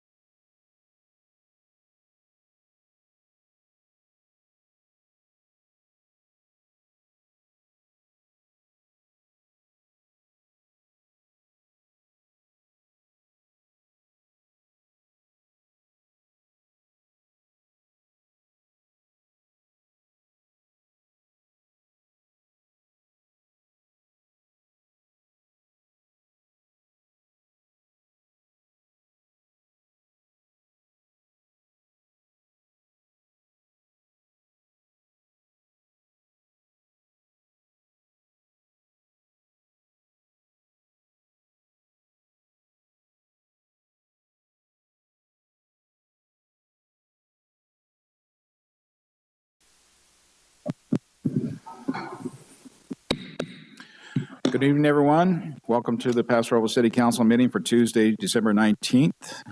And we will begin by reading our AB 361 hybrid notice. Madam Clerk. The city has returned to hybrid public meetings pursuant to AB 361, which allows for a deviation from the teleconference rules required by the Ralph M. Brown Act. Residents now have the option to attend the meeting in person or to participate remotely. To participate remotely, residents can live stream the meeting at www.prcity.com/YouTube and call 805-865-7276 to provide public comment via phone. The phone line will open just prior to the start of the meeting and remain open throughout the meeting to ensure the opportunity to comment on each item heard by council. Written public comments can be submitted via email to cityclerk@prcity.com prior to 12 noon on the day of the city council meeting to be posted as an addendum to the agenda. If submitting written comments in advance of the meeting, please note the agenda item by number or name.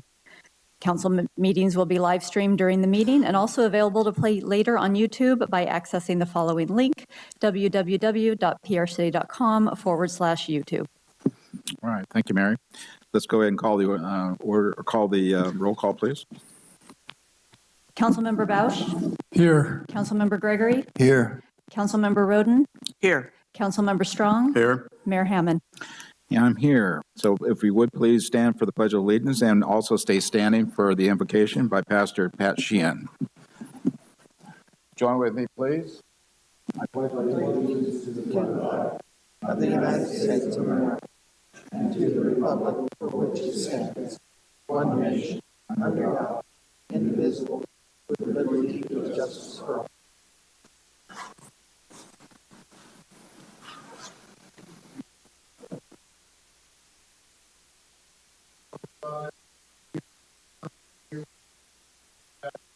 This evening as it is in heaven. We thank you for our elected leaders, Mayor Hammond, councilpersons Gregory, Bosch, Strong, and Roden. Fill them with the spirit of wisdom and revelation for every decision before them tonight. Father, bless and be with our police and emergency services personnel who bravely serve and protect us all. May your grace be upon our city staff to give them all they need to manage and care for the many needs of our city. And Lord, during this Christmas season, may the praise of the angels echo in our hearts. Glory to God in the highest, and peace on earth, peace and goodwill toward men. And grant that the center left and the center right might work together for the common good of all who call America home. We ask this all in the name of your Son, the Lord Jesus Christ. Amen.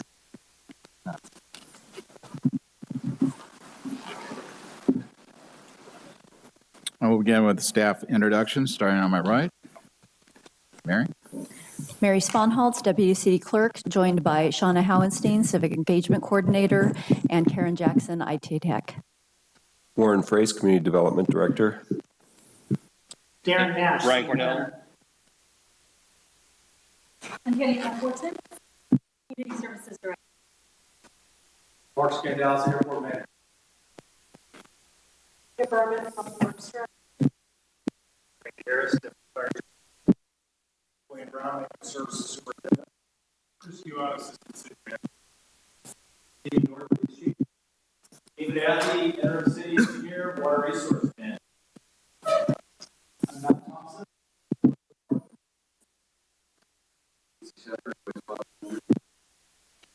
Adam Spalding, Solid Waste Recycling. Ty Lewis, City Manager. Elizabeth Hull, City Attorney. Very good. Thank you. And Oh, go ahead. Ryan Cornell, Administrative Services Director. Oh, Ryan. Thank you, Mr. Mayor. Okay. Thanks, Ryan. All right. Then we'll go ahead and then move on to general public comments. This is the time for anyone wishing to address the council on items that are not on the agenda tonight. Please fill out a card so we can hand it to the clerk. You will have 3 minutes. Linda, I think you're up. Go ahead. Hello, everybody. Merry Christmas. We got some holidays coming up, huh? I am not going to belabor you guys. I've come for a couple reasons. I love to sing in these things, but that's really echoey. Okay, I started. I'm sorry, can we I have wanted your, to start, can we I'm have your mumbling over name? here. I'm mumbling over here. My name is Linda George, 3126 Spring Street, number 6, Paso Robles. First, I always want to start with thank you. Thank you to code enforcement. They've done a marvelous job cleaning up our street, and it's looking better and better. I also want to thank the building. I reported a neighbor that was going to dig in, make a clean out trap. They got with the owner and they showed him how to do it, got the right permits to do the work. And always, my PRFD over here, always being helpful, and I have a save me first policy at my park. The reason that I came here today is to talk about workplace violence. I have not worn this hat for quite a few years. I used to lobby for the Workplace Violence Institute. I also was able to get a clause in our union contract about no violence in the workplace. And I'm going to hopefully bring to you guys in hope in October with the Bully Busters, is what we were called and still are, that there's a proclamation where the city will proclaim that October is anti-work bullying month. I used to go throughout the state from Dublin, California, everywhere to collect those, Santa Maria, Lompoc, everything. What I'd like to do is in October, from now to October, I would really like to ask the council, and the public is, I'm working with the public too, is that we get a policy for our own city. I think it's important that the message gets sent. I've been here for 3 years and everything I've come to say has been falling on deaf ears. There's been no action, whether it was from Mayor Martin, from the city manager. They are just unanswered emails, and that can't go on in 2024. Ms. Roden, I emailed you in conjunction with the other council, 0 response. So I think that sweeping things under the rug, hoping they go away, hoping that the next news cycle will, bury the last one. Those are the comments that I hear from the public about how the council thinks about their views, their opinions, and their suggestions. They're going to do whatever they want anyway. And I think that we're at a time in the state of California where that kind of attitude kind of needs to curb, because we have a governor that's not doing it right now. We're at a $68 billion budget deficit. So we're going to have to get smart and talking with Chief Nord, training budgets, all that stuff, whatever we can do to get the emergency services in Paso Robles well prepared for the next wave of people that are going to fill in these affordable housing. My goal is to make sure that the police department has what they need so that they can work with the citizens when they come out a 911 call and not argue with us.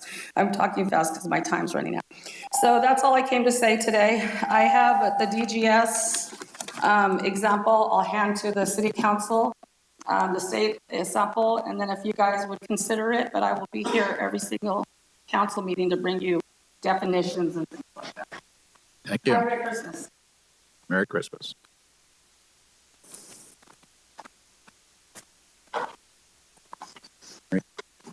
Welcome. Hello, my name is Linda Becker. I live in Paso Robles, and I'm requesting our City Council support a resolution endorsing Proposition 13. California Assembly Constitutional Amendment 1, known as ACA 1, will be on the November 2024 ballot, and it is an assault on the taxpayers. It's time to stop the erosion of property tax protections that have been in place for many decades. We must oppose ACA 1. Proposition 13 was passed in 1978, reducing property taxes in California by 57% and introducing limits on the tax rate and property value increases. Prior to this, property taxes have been uncontrolled, leading to drastic increases and people losing their homes. Proposition 13 ensures that property tax rates do not exceed 1% of the market value, and valuations do not grow by more than 2% each year unless the property is sold. Proposition 13 requires 2/3 vote for tax increases in our state and a vote of the people for local tax increases. Prop 13 has been successful in preventing people from being taxed out of their homes and provides certainty over taxes. It benefits our local government by providing stable and growing tax revenue. It's like a shock absorber absorber during recessions when property values decrease. ACA 1 aims to reduce voter approval requirement for local bonds in tax measures by reducing the required voting level from 2/3 to 55%. And then these funds would be intended for public infrastructure and certain types of public housing. ACA 1 is an attack on Prop 13, which currently mandates a 2/3 vote for all special taxes. The definition of a public infrastructure is broad and encompasses a wide range of projects and initiatives. ACA 1 would make it easier to raise taxes without the same level of voter approval that has been required under Prop 13. I have provided you on email a list of cities, counties, and others in our state that have already passed a resolution supporting Prop 13. I have also provided you with a resolution, hoping this can expedite the process in our own community. I hope that you will endorse a resolution and send a strong message to our community demonstrating that Paso Robles City Council is dedicated to fostering a prosperous and sustainable future for our community. Thank you. Thank you. Welcome. My name is Gary Lehrer, 1472 Whippoorwill Lane, Templeton, California. Thank you again. As I've expressed before, I really appreciate the opportunity to speak before this council. I really feel that you people are, not you people, but you council members are doing an outstanding job, and I've spoken before, and you've just been stellar in responding to my requests. And that's why I speak, because I really believe that you take me seriously, and I thank you for that. On KPRL, there was a discussion of the parking situation, and they were throwing out January 1st as the date that this is supposed to start. I've studied the transcript. I made a transcript. There's another transcript. And I want to remind you that this is what happened. Motion by Council Member Gregory, seconded by Council Member Roden, and passed 3-2 to charge $1 per hour from minute 1 of the parking session. I'm going to skip down to the important part here. To direct staff to improve the signage and kiosks, and direct staff to bring back any other required future formal actions items related to parking. After the vote was taken, City Manager Ty Lewis requested clarification and direction from Council on timing of signage updates and implementation of the new rate structure. Council directed that staff should return to Council with an update when signage and other related updates based on this action are ready to go.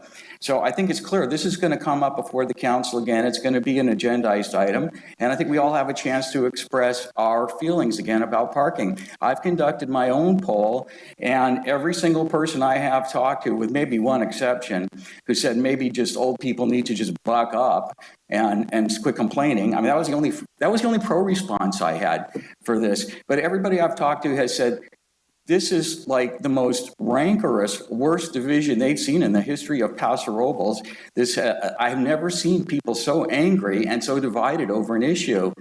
And here's the thing is that, council members are selected for their judgment, insight, fairness, balance, and ability to mediate tough decisions and not micromanage the city. They're selected because we believe that they have wisdom. And I sincerely believe that's why all of you are up here, including staff, Ty Lewis.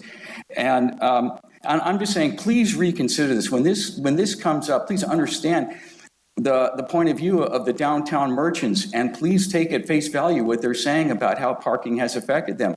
People have told me they're not going back to the downtown. They're not ever going back to the downtown. They've had it with the parking. I live halfway between. I could easily go to Tascadero, go to the back porch for a sandwich, go to the Negrante Creamery for ice cream, and then go shopping, go to Wild Fields for a beer. So please reconsider your decision, and I thank you very much for the opportunity to speak. Thank you.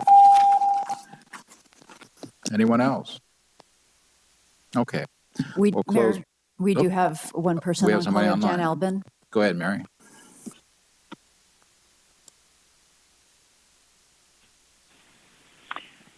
Good evening, Council. This is Jan Albin. Can you hear me? Yes, Jan, go ahead. Thank you very much. Basically, Mr. Lair said very much everything that I was going to say. One of the things that I will add was that when this item came up, it was on the agenda as a discussion item. And in fact, Councilman Bosch asked for clarification of that when he asked, this is just for discussion, right? And the answer he received was yes. So the discussion proceeded, but then a motion was made by Councilman Roden, another one by Councilman Gregory that was passed. The city manager was directed to come back to council with information on quotes and signs, but then the question was asked by the city manager. Basically, or not basically, quoted, he said, does council want to pull the Band-Aid off and have this discussion all over again, or I come back and tell you we're ready to go? And Mayor Hammond, you said we're ready to go. So I'm confused by the whole discussion and the directive to go forward. My question is, where are we on this? Please clarify for the record, will the parking issue come back to council and to the public for a final discussion and vote before anything different happens downtown? Or has council chosen to ignore the wishes of their constituents and the majority of the downtown businesses and go forward by not only keeping the program, but doing away with the 2 free hours and begin charging at minute 1? We'd like your answer this evening. Thank you very much. Thank you. Anyone else online? Anyone else? No, sir. Okay, very good. All right, we have then no one else at the public comment period. We did have one question, so I'll throw this back over to city manager for an answer. Yeah, you bet. And I'm sure Ms. City Attorney will be able to chime in on this as well. So yes, the direction that I received and the direction that I'm moving is to prepare for $1 per hour from minute 1 once the signage and changes to the app and the kiosks are made to support those decisions. Because signage can take some time, I wasn't able to give council an exact date on when that was going to occur. But as I understood it after, and as I believe the entire council supported in its approval of the minutes at the previous council meeting, that was the direction for staff to move forward with. And that's I'm following the majority of council's direction. And that was my recollection as well, that we had already made the decision and we give you the direction to make it happen. I asked when, you weren't sure, date certain, so I said when you're ready to come back to council and we could launch it at that point. And that was what I was thinking when I said that. So, I mean, Elizabeth, do you have anything else? I could just, I reviewed that. I was not at that meeting, so I did listen to it a number of times. Yeah. And as reflected in the minutes that were approved by the council at the subsequent meeting, I believe the direction was when the new signage is ready and the issues with the kiosk have been addressed, staff will implement the new parking charge of $1 per hour starting at the time the car is parked. The only cap on the number of permits for those 65 and older living within the city will be the 1 vehicle per household limitation. All other aspects of the parking program will remain unchanged. And if it's necessary to implement these changes, if a modification to an ordinance is required or an expenditure in excess of the city manager's authority, then that item would return as an agendized item. Otherwise, Mr. Lewis was just going to come back at it, we'd assume during manager comments, and update you on the status of an implementation. And basically the public at that point, that it would be changing. Correct. At that point in time. Exactly. Okay. Fred, do you have a question? Well, we were told it was a discussion item only. And on previous discussion items, we were told we couldn't make motions and we couldn't take actions. So how is it? I would say that we misunderstood the way the minutes were written, because that was not our understanding that night. I don't know. And I asked if this was to direct staff, and I was told, yes, this was only to direct staff. And you can listen to the minutes, or excuse me, you can listen to that. And I was answered in the affirmative. This is only to direct staff. And to bring it back to us. And it was becoming back. Then you can read the minutes, and I agree with you. Minutes were passed unanimously, but you can interpret the minutes a couple different ways. The minutes are rather ambiguous. You can read it the way Fred and I understood them, that it would be coming back. You can read it, and I understand your position, Ty, that it's done, and as soon as signage is approved, it's going to happen. I think there's still some points of clarification. For example, no other changes. So the only thing that got approved, for example, would be changes to eliminating the free parking, replacing the free parking with $1 per hour. So the first hour is $1, second hour is $1, the third hour, if there are no other changes, the third hour remains at $2 an hour. Will the signage reflect that? Yeah, so the short answer to that, Mr. Bausch and Mr. Strong, is 3 council members can direct staff to bring this back if that's what you'd like. This isn't my decision to make. I'm following what council directed me to do. I understand that, there may be some confusion by individual council members, but at this point, all I'm doing is operating based upon what the majority of council members have told me in that meeting, in an open session and via the minutes, and in follow-up conversations as well. So I get the arguments. I'm just following what the majority of council has directed me to do, absent a subsequent motion by 3 council members to change direction, bring an item back. I'm happy to do that. It's at council's pleasure. I'm just executing what I've been directed to do. Well, I'm concerned that I don't think a majority of the council can ever suspend the Brown Act and violate it intentionally.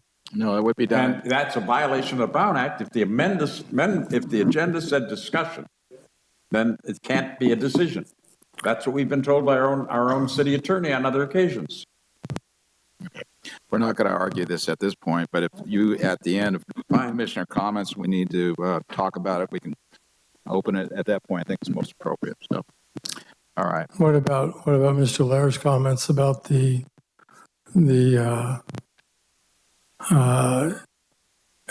don't know how accurate those are, but I'm assuming that he probably put a reasonable amount of care into having those transcribed.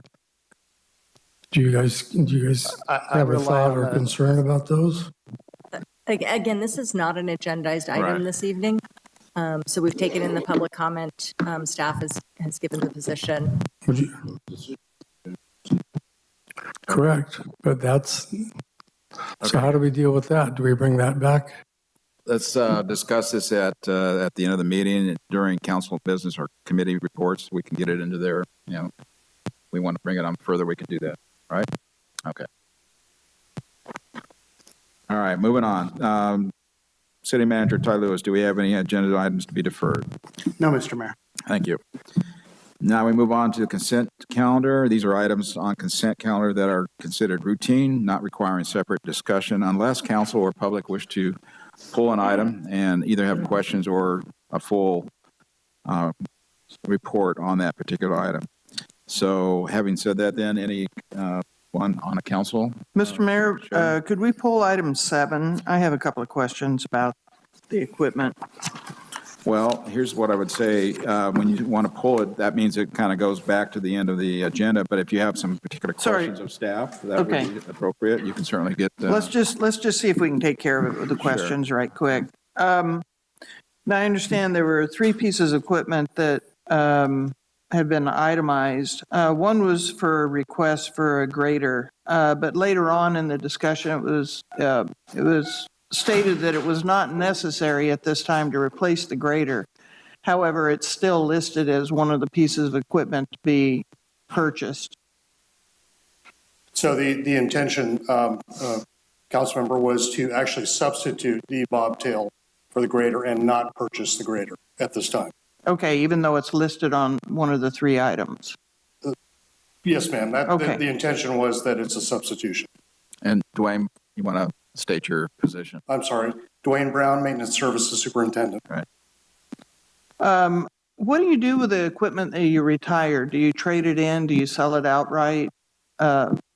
We surplus it. We actually have it an auction website where we post the equipment for sale once it's been surplus. And how old is the equipment when you do it, or how many hours do you usually restrict use?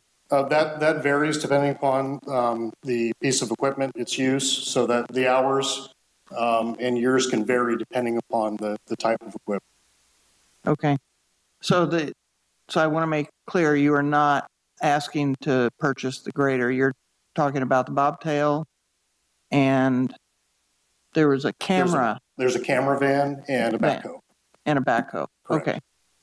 Okay, I understand what you're talking about. Thank you. Okay. You're welcome. Is that all the questions? Yep. For 7? Okay, very good. All right. Anyone else have any questions or would like to pull anything? Ask the public then. Anyone from the public wish to pull any consent item? Come on over, Michael.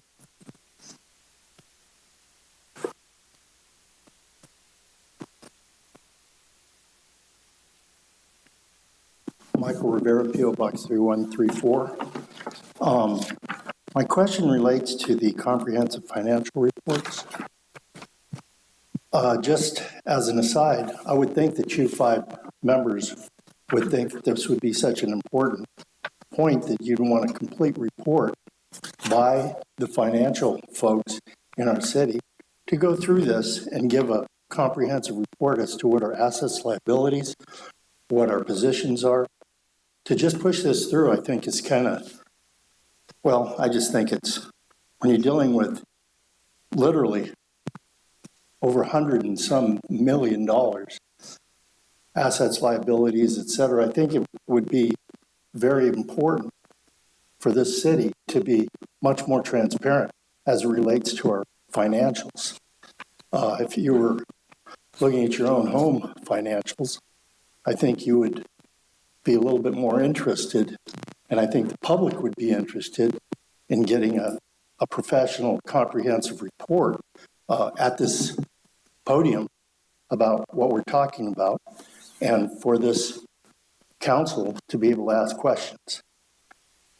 Out of the monies that we have here, and the amount of money that we push through this city every year, just seems awfully funny that there doesn't seem to be any waste here at all. We're that efficient? I don't think so. Just a couple of points. You guys got to do what you got to do. Thank you. Anyone else? Okay. Mr. Rivera, you can ask to have that pulled. You know that. As a citizen, you can ask to have that pulled.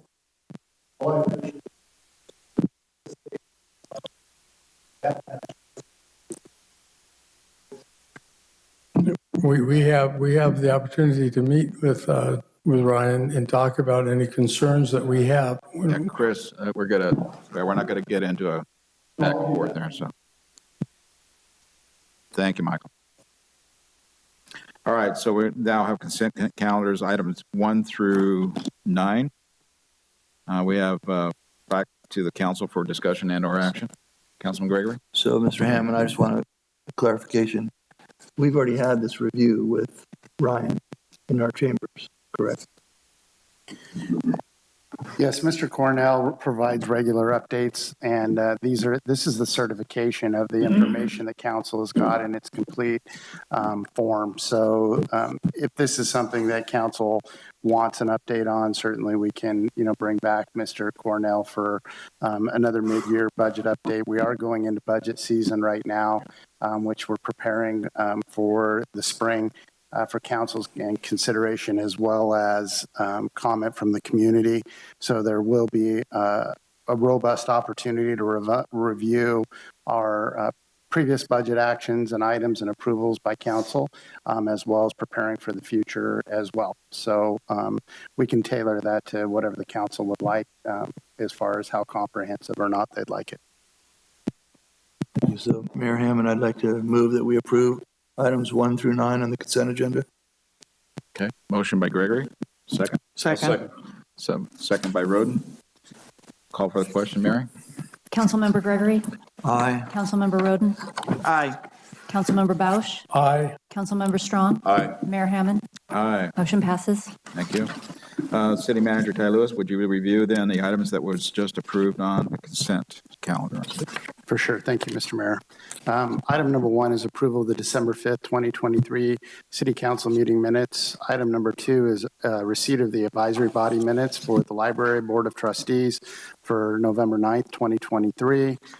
Item number 3, and I believe it's our last time, is the reaffirmation of Resolution 23-018, approving remote and/or hybrid remote and in-person public meetings citywide pursuant to Assembly Bill 361. Item number 4 is approval of updates to our Community Services Advisory Body bylaws. Item number 5 is the receipt of the warrant register. As noted, item number 6 is receipt of the annual comprehensive financial report for fiscal years 22 and 23.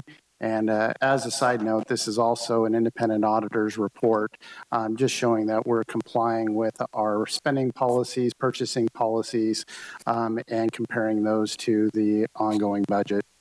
Item number 7 is approval of the fleet vehicle replacements, which Councilmember Roden asked a few questions on of our fleet services. Item number 8 is acceptance of the public utility improvement for track 3105-1 at River Oaks 2, Phase 1. And the last item, item number 9, is approval of the addition of arborist Kevin and Colgate to the city's ISA certified arborist list. And that concludes the consent agenda report. Very good. Thank you, Ty. Moving on then to public hearings. We'll open up public hearings on item 1, 2024 Community Development Block Grant Program and Draft Annual Action Plan. Who has the, Darren, I guess you have that report.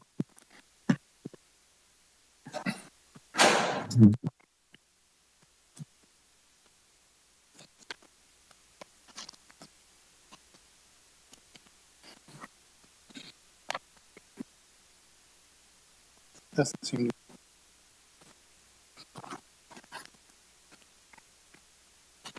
Okay. Thank you, Mr. Mayor, members of the council, Darren Nash, City Planner. This evening, we are looking at the annual draft action plan for the Community Development Block Grant Program. These are federal funds allocated through the county for the purpose of benefiting low-income people and to eliminate blight. Next slide, please. So the funding priorities, council prioritizes fund allocations, public improvement projects, public service program grants, and grant administration.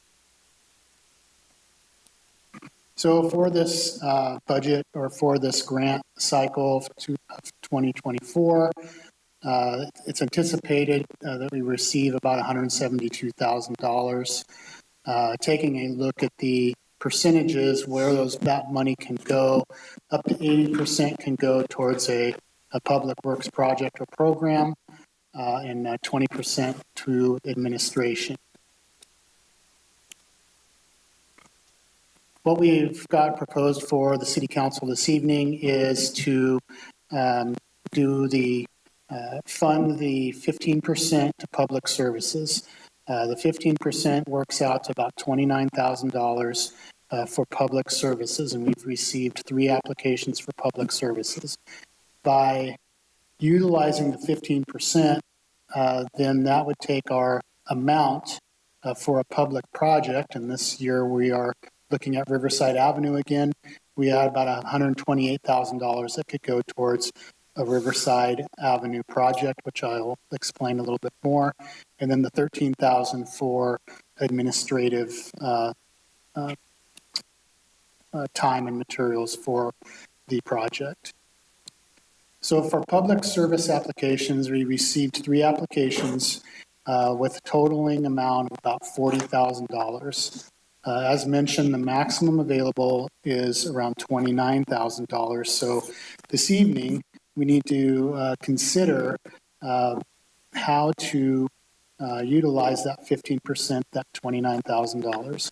And it does need to be reduced. The application amount would need to be reduced, so we'll have to talk about that. These are the 3 applications received. 5 Cities Homeless Coalition for the amount of about $16,000. And then the second one is Capslow Community Action Partnership for their senior daycare program, about $14,500. And then El Camino Homeless Organization ECHO for homeless shelter services at around $9,000. Again, about $40,000 requested. We have about 29 to provide.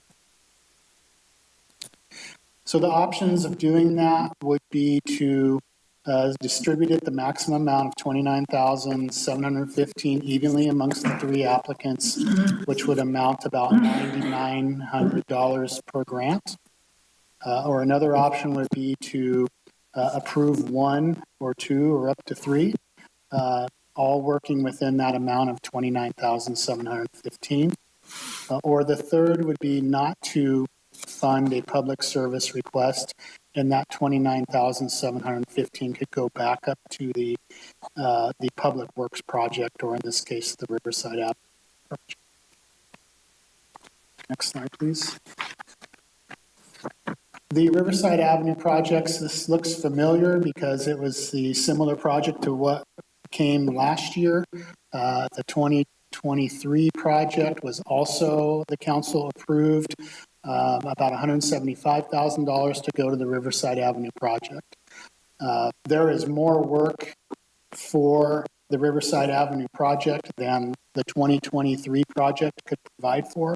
So we're asking the 2024 project to be included and to use both years to accomplish the project that you see above. So Public Works and Dita Esperanza, the capital projects engineer, has been working with an engineering firm to evaluate the blocks of 18th Street through 21st Street to determine what needs to be done in that stretch to bring curb ramps up to compliance, or put curb ramps where there aren't any now. And also it would include some infill sidewalk. But the goal is, since 18th Street South to 13th was redone by a city project with that off-ramp, that 16th Street on-ramp, off-ramp project, we're in good shape all the way to 18th. And then all of the frontage improvements in front of the fairgrounds from 21st to 24th were done. So this is the stretch that ties those two together, that will allow pedestrians, the bike lanes, various improvements to create that, or to finish out that Riverside corridor. So using the 2023 funds, which is about $147,000, and then the 2024, which is around $128,000, would get us to around $276,000. We can utilize to complete that stretch of Riverside Avenue. That project, we would work with the county to process a project that would do this all at one time. It wouldn't be 2 separate projects. Next slide, please. So tonight, the council has options to: option 1, take no action. Option 2 would be to provide direction on which applications would be included in the draft action plan, and set the hearing for the final action plan, which would come back in March. Just to back up a little bit, we're here in December to let the council be aware of the applications we've received for the 2024 program year. This is a discussion tonight to look at the applications and give staff direction of what we would want the council to come back, what would staff would come back with for the final action plan in March. That then goes up to the county and to the Board of Supervisors for final approval for that allocation for the program. So you'll get a chance to see this back in March, but we do need to determine, out of those 3 public service grants, how to get it within that $29,000 maximum amount.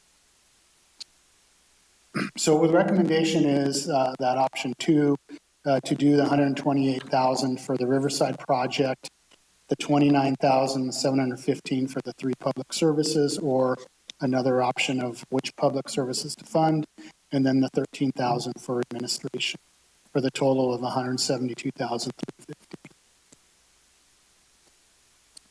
And with that, I'd be happy to answer any questions. Very good, Darren. Thank you. Any questions of Darren? Let's start off with Councilman Belch. The slide says 4 public service applications. Is it That's 3? a typo. Should be 3. Okay, so we could eliminate, I mean, we're familiar with what ECHO does. We're familiar with what Capslo does with the seniors. Does the 5-City Homeless Coalition, do they provide services locally here in Paso Robles? They do. And this is similar to what we've done in prior years, where there's just that we're applying for more money than we have. Right. So it's not uncommon to have to tweak them around a little bit, have some discussions, and I would encourage you to, I believe some of the applicants are here, so we'll get a chance to hear from them. You'll be able to answer the questions about their public services. All right, thank you. All right, Councilman Gregory, Strong. Can you show us last year's slide, please? For what we have decided on? I believe that might be a slide back last year's. Is there?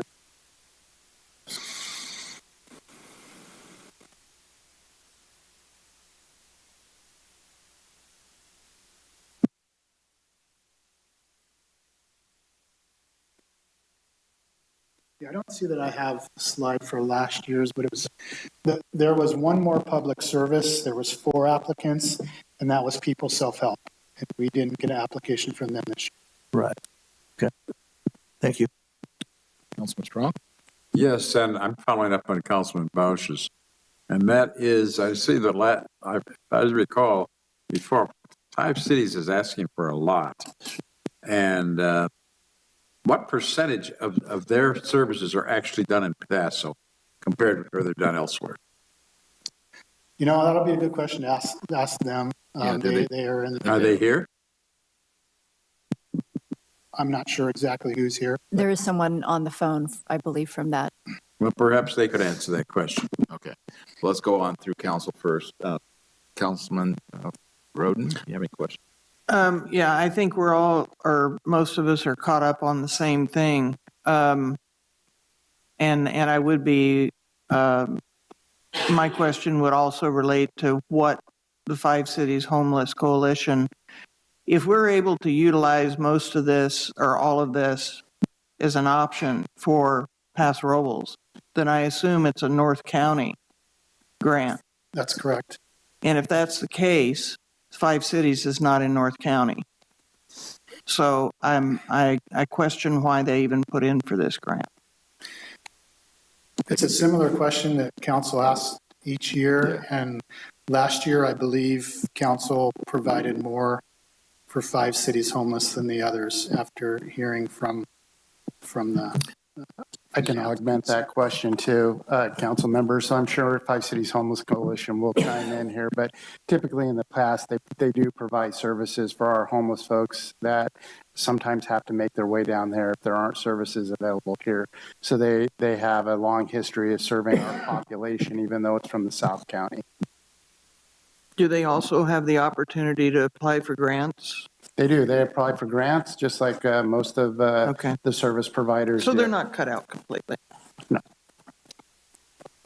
Okay. Yeah, it's always a difficult situation when we have to split up what little dollars we have. Councilman Gregory. So Darren, if I remember right, I believe that the adult daycare center got most of it. And then I think it was 5,000 to ECHO and 5,000 to 5 cities. That sounds. Which reflects a tripling their increase on this one, right? That or the request. Okay, thank you. Okay, we'll go ahead and let the applicants, hopefully, that or anyone like to address the council on this, come forward. Wendy, it looks like everybody's pointing at you.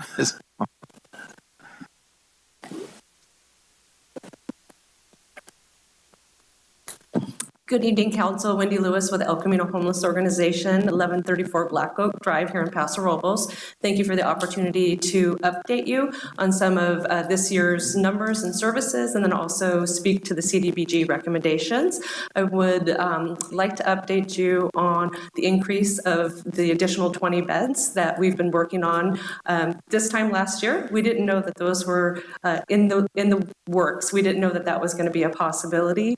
So when we submitted our CDBG application, we looked at the total funds available and try to really balance the other needs of the other nonprofits. And so our ask of the 9,009 something, the slide's gone. I actually would like to ask the council to reconsider and actually fund us at a higher level. Those 20 additional beds are making an incredible impact on the services provided here in Paso Robles, serving the people who need it right here in community. 85% are coming from our community. So we would like to request an actual ask of $15,215. That would keep the senior day program, their ask whole.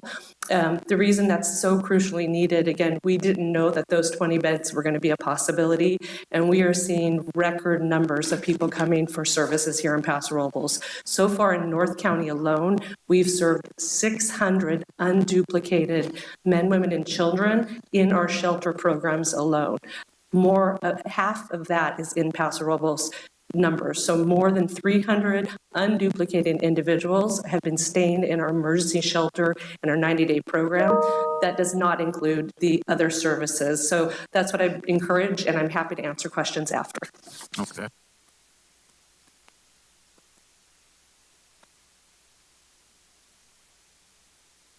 Welcome.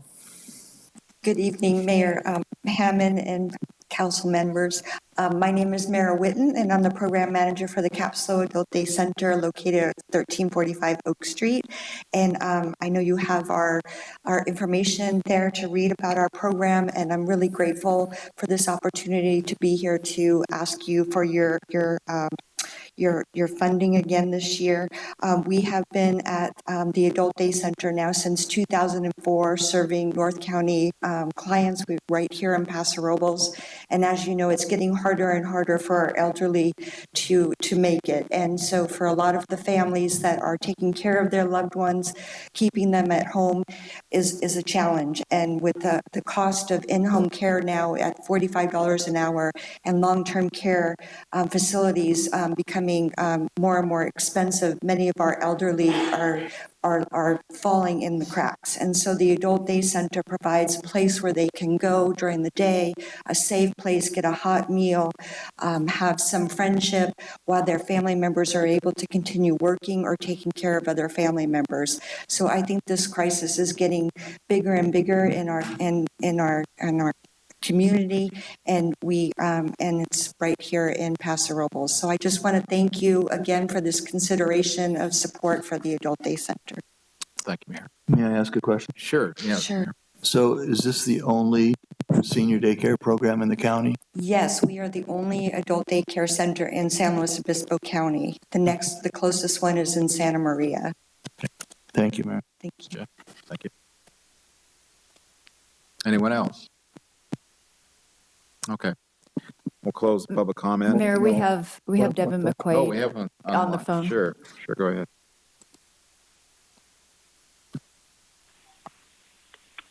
Hello, this is Devin McQuaid. Can you all hear me okay?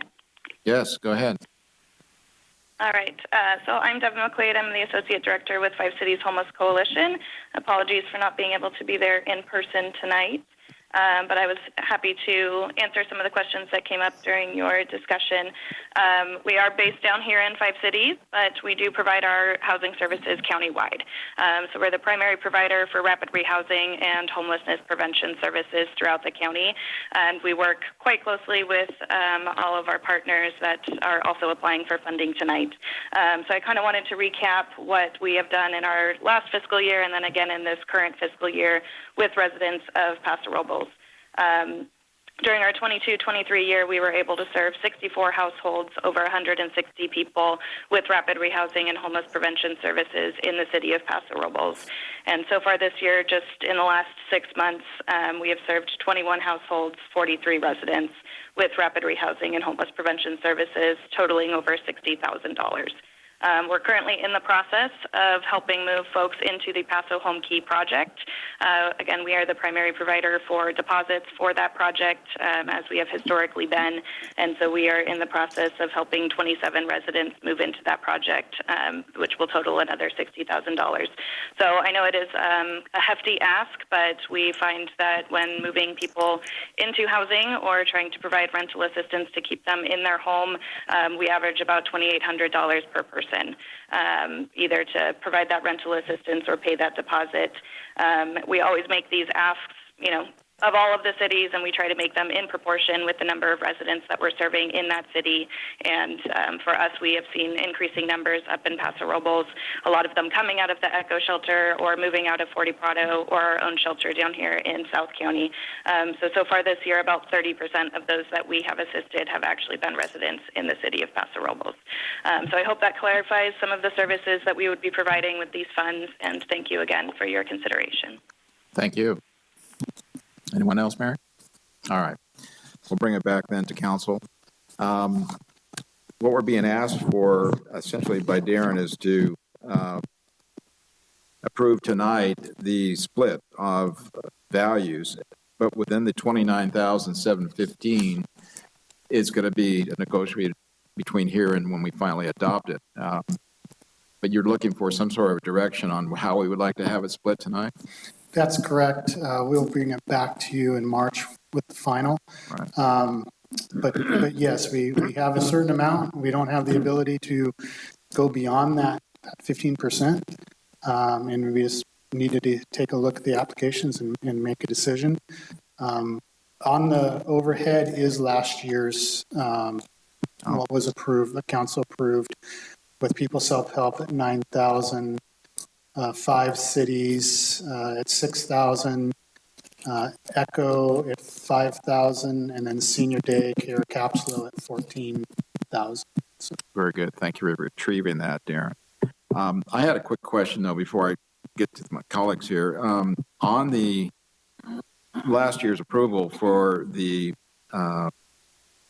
city side of things, that was a 2023 value, was I think 147,000, and then with this 128,000 that we're talking about here, will that be enough? The 276, will that be enough to do what we want to do on Riverside, or is it still not going to be complete at that point?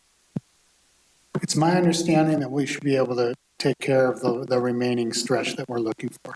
Okay, and then from last year's funds, we have a certain amount of time to use those funds, correct, before we lose them? It really comes down to being ready. I mean, there's a CDBG project from 2000, I want to say 17 for 15th Street. So That's a situation where there's going to be some curb ramps, some sidewalks, similar projects. However, we needed to replace the sewer lines and replace the water lines and do all those things. So all that had to be done before we can start paving and doing that project. So there is a city project involved, but there's also a CDBG component of 15th Street. So they have to be ready for construction, because a lot of times, even with the Riverside project, it's my understanding there's some water lines that need to be upgraded. So the city's going to go in, get those water lines, get some of those valves taken care of before this project before the CDBG portion comes in. And we have funds budgeted for that kind of repair of our lines before this comes in to cover it up, so to speak?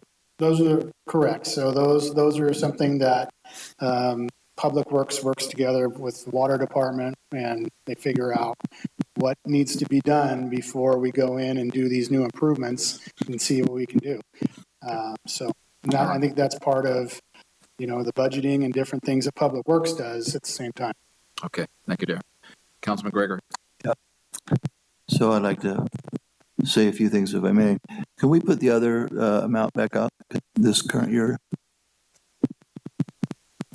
So my recommendation is going to be, I think the senior daycare program is obviously fully funded that way. The Five Cities Homeless Coalition takes money from several cities in the county. And then we have ECHO. And ECHO we just as a city received $260,000 a year for 3 years for 20 beds. They're our supporting agency for our homeless. And it's my feeling that we should split it between the Senior Daycare Center and ECHO. Those are needed funds. We've got 20 more beds. It actually brings us up to the recommended requirement by the county homeless strategic plan. And they need the funding. Another thing, and I'm not going to criticize any other agency, but we're providing 20 beds for $230,000 a year. That is very much affordable compared to what's going on in 5 cities. And they have a very robust group down there going after funding in the South County. But we need to keep this in Paso Robles, in my opinion, because they have housed over 180 people this year, and it continues to be successful with a lot of volunteers. And I think it's really important to support them. So that's my recommendation. Councilman Strong? Well, I was going to have a slightly different recommendation, but similar. And that was to fund El Camino Homeless Organization at the amount that they originally requested, and the same for Capslo, and give the balance of $5,255 to Five Cities Homeless Coalition for the services they do provide for Paso Robles citizens. No, we won't have enough money if you do that. No, that's exactly how much we have. No, yeah, it's not. If you take the 9,960 plus the 14,500, that comes to 24,460. You remove that from the 29,715, and it leaves 5,255. Okay, that's on the table then. Councilman Roden, you have a question? I concur with Mr. Gregory. Five Cities has the ability to write grants for themselves as well as getting a portion of other cities within San Luis County. This is meant for North County. I think it should stay in North County. I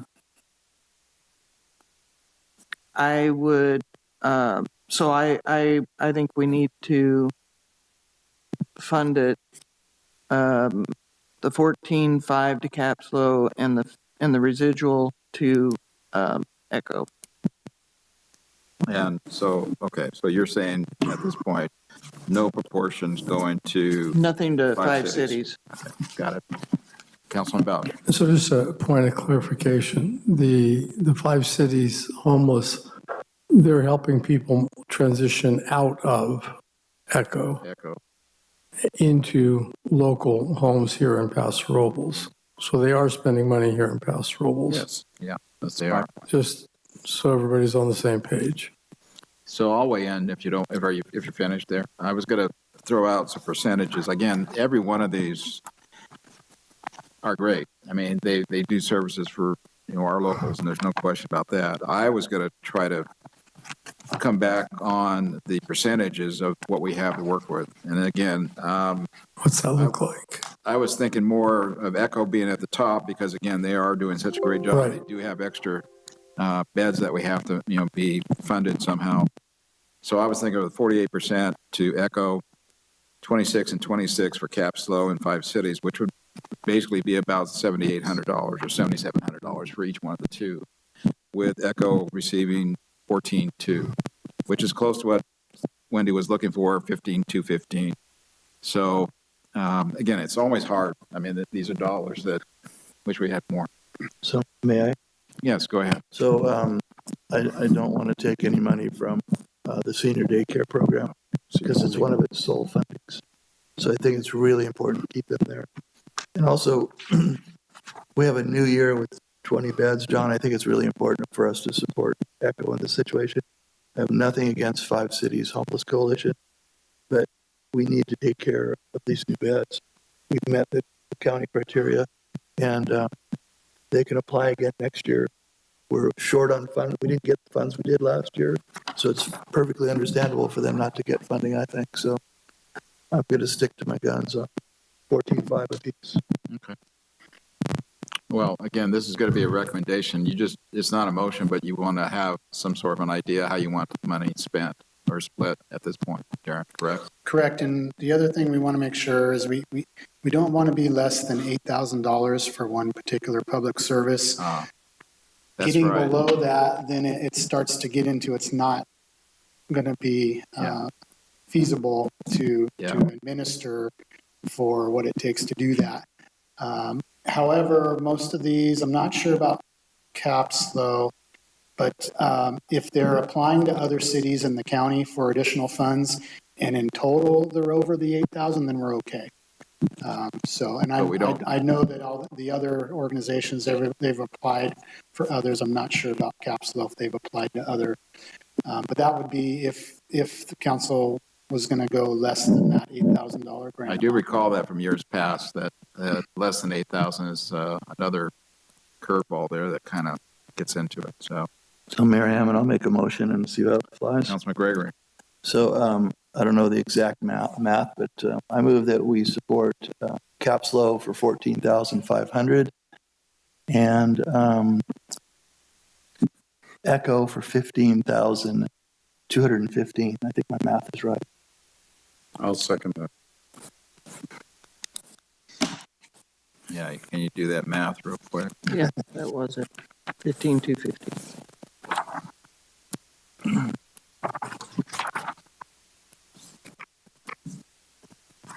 So that's those the motion numbers are then. correct. Basically, we have caps low at 14.5 and Echo at 15,215. Yes. That's the motion. We have a second. Yes. Here. Motion by Gregory and second by Strong. Any discussion on this? I would like to say Go ahead. thank you to all the organizations that are helping our homeless and our needy folks. And we appreciate everybody, but we only have so much to go around, and this is important for our city. Okay. Mary, follow-up question then? Councilmember Gregory. Aye. Councilmember Strong. Aye. Councilmember Bausch. Aye. Councilmember Roden. Aye. Mayor Hammond. Aye. Motion passes. Okay. So we'll be bringing that back in March, like you said, to finalize it on a complete motion, way the breakdown. Yes, sir. Very good. Thank you, Darren. All right. That'll close the public hearings, and we're moving on then to discussion items. The item 1, approval of the county San Luis Obispo rejoining the Integrated Waste Management Authority. And Adam, are you going to have that report for us? Okay. Thank you. Good evening, Council and Mayor Hammond. This could have been a consent agenda item, although I know before I started here, when this all went down, it was there was a lot of discussion, so I figured I'd pull it out. Yep. And then the executive director for the IWMA, Peter Cron, is here too, in case there are any additional questions. So I'm just going to quickly go through some notes from the staff report just to give you all an update. So the Integrated Waste Management Authority was established. The JPA was signed in 1994. The IWMA is to help with waste diversion and to help with programs relating to the implementation of state mandates. They're integral in helping with AB 341, 1826, and SB 1383, which is all diversion and recycling. So commercial recycling, organics collection, and then all those efforts that we're doing throughout the city. They also helped previously with the EAR, which is the Electronic Annual Report, which is now the JAR, which is the Jurisdictional Area Report, which all goes to CalRecycle to report out on how much waste diversion we're doing and that we're meeting targets and stuff like that. So the IWMA is a trusted and reliable and needed partner for us to meet all of our goals.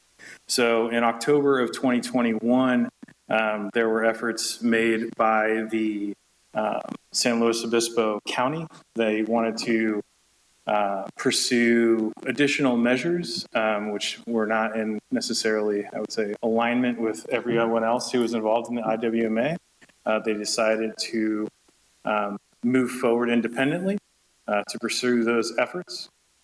And now we are at a point where they are requesting to rejoin. A key, I guess, change since the original, since they left in 2021 is that there was a restated joint powers agreement which clearly identified what the IWMA's scope of work would be, which is to implement and to help with all of the state mandates. Each jurisdiction will then be responsible for pursuing any additional work that they want to do to implement more or be more rigorous.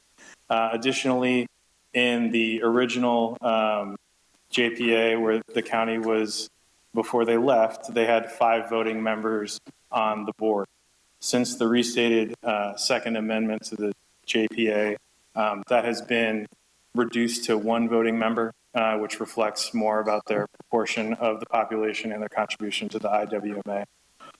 It is staff's recommendation that we accept and approve this resolution to bring the county back into the IWMA. It is a financially beneficial process for the city. It reduces the administrative costs because they're going to be spread out to the member organizations and then the county when they rejoin. And then additionally, every year from now into the future, there will be more solid waste regulations and amendments and things that are going to have to be done to comply with state mandates. And the larger pool that we have to help pay for those things is going to be more beneficial to the city. So if there are any questions, I'm happy to answer. And if there are particulars that I am not familiar with, Peter Cron can help me out. Thank you, Adam. Questions for Adam Spaulding? Councilman Gregory. Hi, Adam. Thank you for your presentation. Can you tell us how it's going to help us financially? Financially, well, basically, if we want to get into the nuts and bolts of it, if you have $100 and you have to pay for it with 4 members, then it's $25 each. If you have 5 members, then it's $20 each. So basically, your administrative staff and expenses will be spread out through more members. The IWMA, sorry, the county represents about 8% of the IWMA, if I'm remembering that correctly. So proportionally, when they rejoin, it will be a slight reduction. It won't necessarily be significant. I do know that the IWMA will be going back to reassess its own fees that will be applied to the city.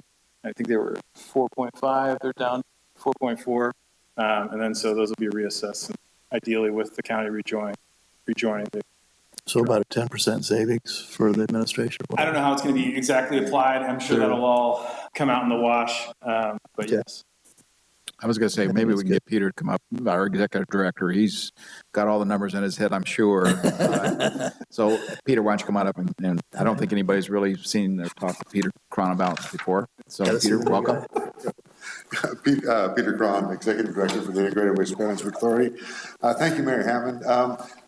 So having the county rejoin the Integrated Waste Management Authority increases our revenues by about 18.5%. And with that, we get a scale of economics that allows us to better serve our member jurisdictions. The Second Amendment JPA keeps us as a mandates-only group. So if it's not a state mandate, we don't venture beyond that. That having that scope of work and having that larger pot of money, we won't see this, it's not a one-for-one exchange, like Adam says. It's the more revenue you have coming in, it's the same level of work. We're just adding 18% more of the population. And most of this population that's coming back in is under a low population waiver, so some of the mandates don't even apply to them. Good. Yeah. Well, I have one more question, Mr. Hammond. Do you like this idea? Absolutely. Okay. I just had to ask because he worked so hard on it. At the end, if you like, but you put a lot of effort into this. Yeah. Okay, thank any you. other question for Peter?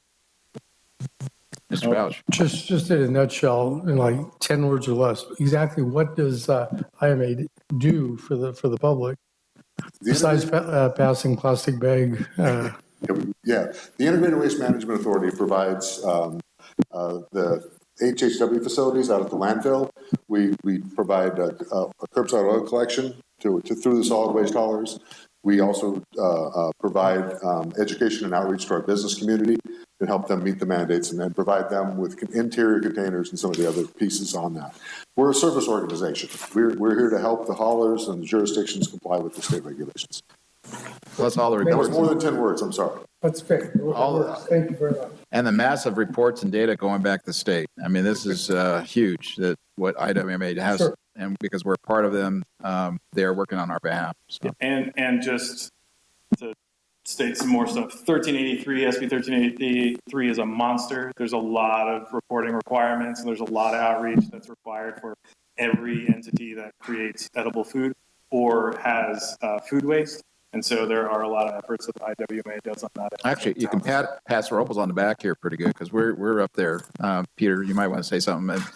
Paso's done really well compared to the other cities too. Yeah, you guys are doing an exceptional job. You don't have any non-compliant food generators at this time. Right. Which for the state is. It is important. We're doing really. Very important. Anyone else? Okay. Thank you. Anyone from the public like to comment and ask questions?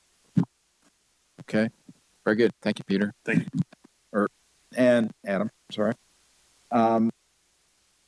Okay, we'll bring it back then to the council for discussion and or action. You can see what we have up above here for a recommendation.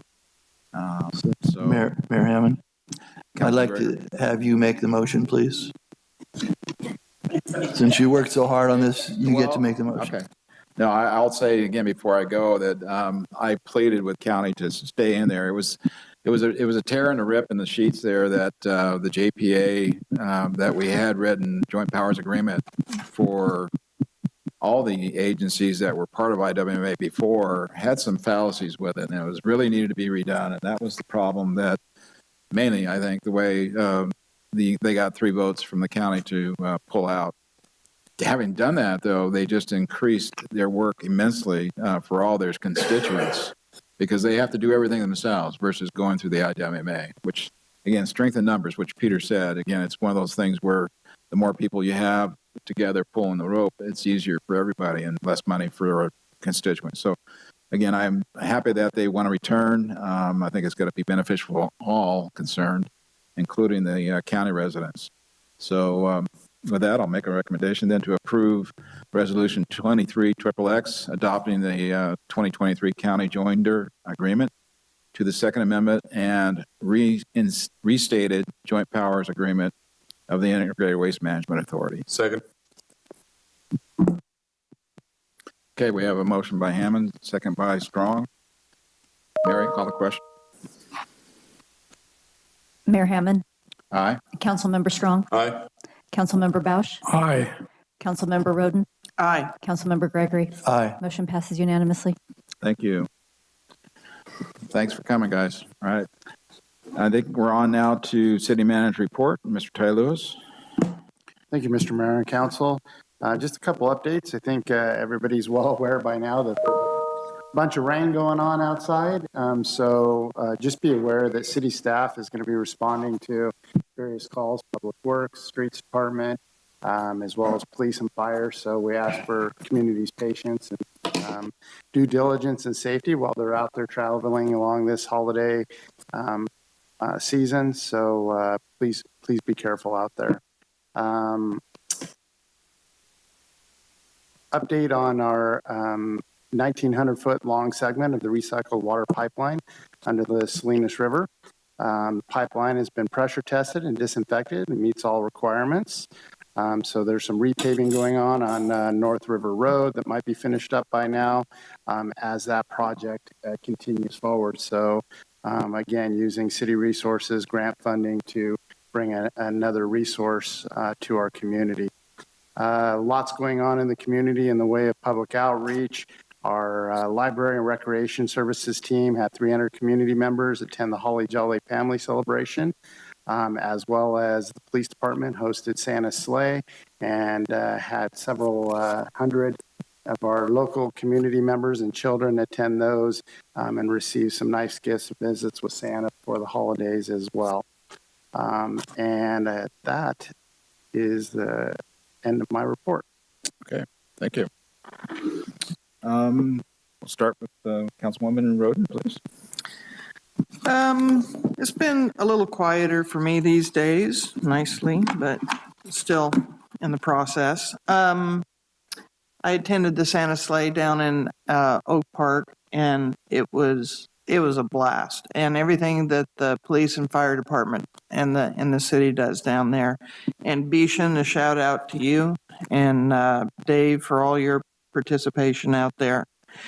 Spent a little time with Angelica yesterday with Peter down at the swimming pool, and went through a lot of their hard work that they've been doing, and a shout out to any kids who may want to apply and work with them in the summer for lifeguard. She has a way, Peter has a way of inspiring people evidently, because 68% return rate is pretty astounding. That is good. Yeah. Also, I wanted to bring up, I was at a concert for the Atascadero Community Band a week or so ago, their Christmas concert. And whenever they do a concert, it's to benefit certain organizations. And the organization that they benefited is called Resilient Souls.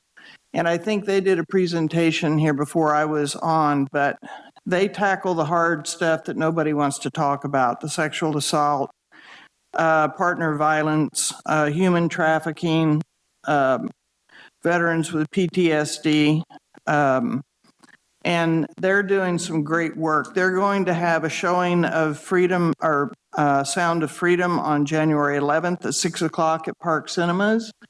I'm going to try to make that, and I would encourage anybody to go to that. I'm going to take my box of Kleenex because I know I'm just going to crumble. Anyway, they're a great organization, and if you are a victim of any of these, I would say to reach out to them. They're a fantastic organization.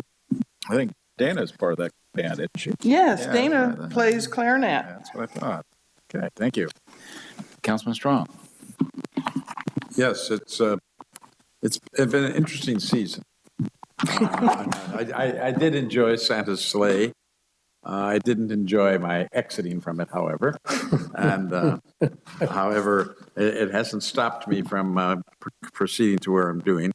So I will be, about the time of our next meeting, I will be going to Washington, D.C., where I will be one of the 4 people selecting the new executive director for all the regional governments of the United States.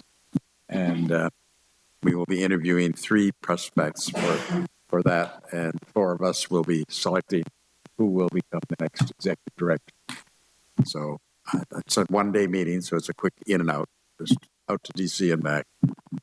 I'll let you know what happens when I get back. Very good, Fred. Thank you. Councilman Gregory? Yeah. I'd first like to, there's a young lady in the audience waiting for this, so I think it'd be a good idea for us to write a resolution to support Prop 13 as a city. And if there's more than one of me, or maybe we already do, I don't know, Ty? Council, if you'll indulge, I think my recommendation, we've asked for a representative to come and give you guys a presentation from the League of California Cities, to make sure that the community and the council is educated on, there's a lot of misinformation as well as a lot of good information out there, but really cutting down to what that information means before council makes a decision on that. I think I've asked Mr. Hewitt to reach out and schedule a presentation for the community and council. Can they, if you don't mind, can they also include information on ACA 1 besides 13? Thanks. And if I may make a comment, because I sit on the committees that approved that resolution in the first place. I'm sorry. I sit on the committee at the League of Cities that approved that resolution in the first place. And the reason is, when I worked very closely with Mr. Gann on the creation of Prop 13, because I was very active in that nationwide or statewide, primary thing was to get the taxes down to the 1%. That was the basic thing about Prop 13. The fluff was the change in the percentages, because there was a lot of controversy over that, because we believe in democracy, which is a majority vote. Majority is 50% plus one. And what we have done already at some levels, the schools don't have to meet that 2/3 because we've decided that our schools are so important that they can be closer to the democratic ideal of 50% plus one. Now, this is an effort to just bring the cities into the same space as the schools so that if there's money needed for public projects for the benefit of the public, then a majority of the public should be able to express that view and make that decision. So that there is some controversy as to what this is. And also, I think we're here to abide by whatever the public tells us to do. And in that regard, I'm willing to wait for the public to speak out and tell us what they think about it without trying to tell them how we think they should vote. That's just my position. Let me weigh in real quick too. At the mayor's meetings, of course, we have Dave Mullinex, who is our representative for the League of Cities. I've already spoken to him and he's happy to come and speak and give the league's perspective on this, which we are members, of course, of the League of Cities, as many cities. So I think when that's appropriate, maybe after the first year, we can kind of schedule a calendar or something like that. And I'm sure he'd be happy to come and make a presentation on not only ACA, but also Prop 13 and such. So that'll be definitely coming. And that was my plan. So. I got another. Councilman Gregory? Got another listener. Okay.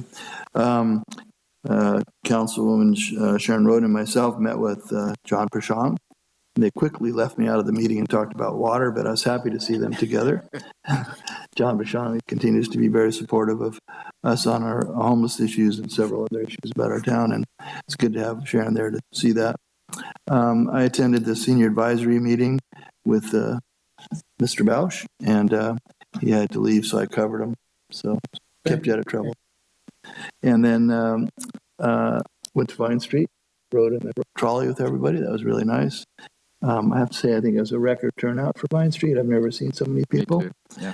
I don't know any of their names, but they were all waving nicely. So, and then my last comment of the night is I was honored. I went to the menorah lighting, and we had Sharon and John and Chris was there. Yes. And then they didn't have anybody to light it, so I got to light the menorah candle. So I was very honored by that. And he wanted me to say something, but I said, everybody said a lot of good things. So I said, I'll just light the candle. But I was honored to do that, and it's nice to support that organization. So, and that the Israeli country. So that's it for me. I want to make sure. So we're going to wait for a report to come back on Prop 13.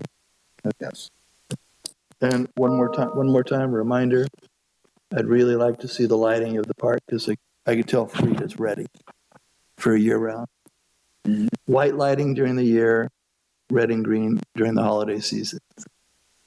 I'd support that. I'd support that. That's it. There's three again. All right. Just very quickly, after since our last meeting, I got to attend our absolutely fabulous youth commission meeting, and our amazing youth commissioners attended the Santa Sleigh at Centennial. Got to attend the Vine Street Victorian Showcase. Thank you very much, Main Street. I appreciate all you do for us. Menorah lighting, the Senior Advisory Committee, got to leave it in Steve's very capable hands. Parks and Recreation Advisory Committee, the Pastoral Housing Authority, they're just doing some amazing things up there and just keeping everything 100% full. So appreciate all that we have so many great people doing so many good things in Paso Robles. So thanks very much. Thank you, Chris. So I don't know if you guys want to talk about what Gary Lair brought up, but this is a good time to do that and bring that back and see if we can agendize a conversation on what we want to do about this. If it was supposed to be a discussion only item, and if it was only supposed to be advice, to staff on bringing it back, we seem to have passed an action item. We may have overstepped our boundaries here. If I had understood what we heard tonight, I would have voted no on approval of the minutes. Okay. On the minutes. On the minutes, I would have, if that's what it said, I would have voted no. So Elizabeth, why don't you give us the direction on how council can bring something back if they so choose? Sure. So just for clarity, the item that was on your agenda was your options were to take no action, modify the parking program, disband the temporary parking ad hoc, or provide alternative direction to further modify the program. So that's what the motion was, and that's what the minutes reflected. If you want to reconsider an item, under Rosenberg's rules, that motion has to be made at the meeting where the decision was taken. And it has to be made by someone who voted in the majority. So on the 21st, you would have had to vote it and then go, wait, nope, I changed my mind. I want a motion to reconsider. The council can choose to suspend that rule and authorize the motion to reconsideration at a later date. Or if the practical effect would be the same as if 3 of you voted or gave direction to staff tonight to bring an item back to clarify the motion and the action that was taken. If there aren't 3 of you who support that, then staff will continue to implement the action as they understood it. Mm-hmm. Even though we made it very clear that this was only to provide direction to staff, not to make any changes. Again, the agenda item that was noticed was to modify the program. And then the motion that was made was to modify the program to change the parking rate to $1 per hour and the other items that I've already identified. And then what about hour 3? Again, the motion was $1 per hour. I believe staff understands what they believe that motion to be. And that's the action they're pursuing. So how do we interpret no other changes? Again, the motion was $1 per hour for parking from the moment that the car parked, and the change to the senior cap item that I already identified, and then the rest of the program remains unmodified.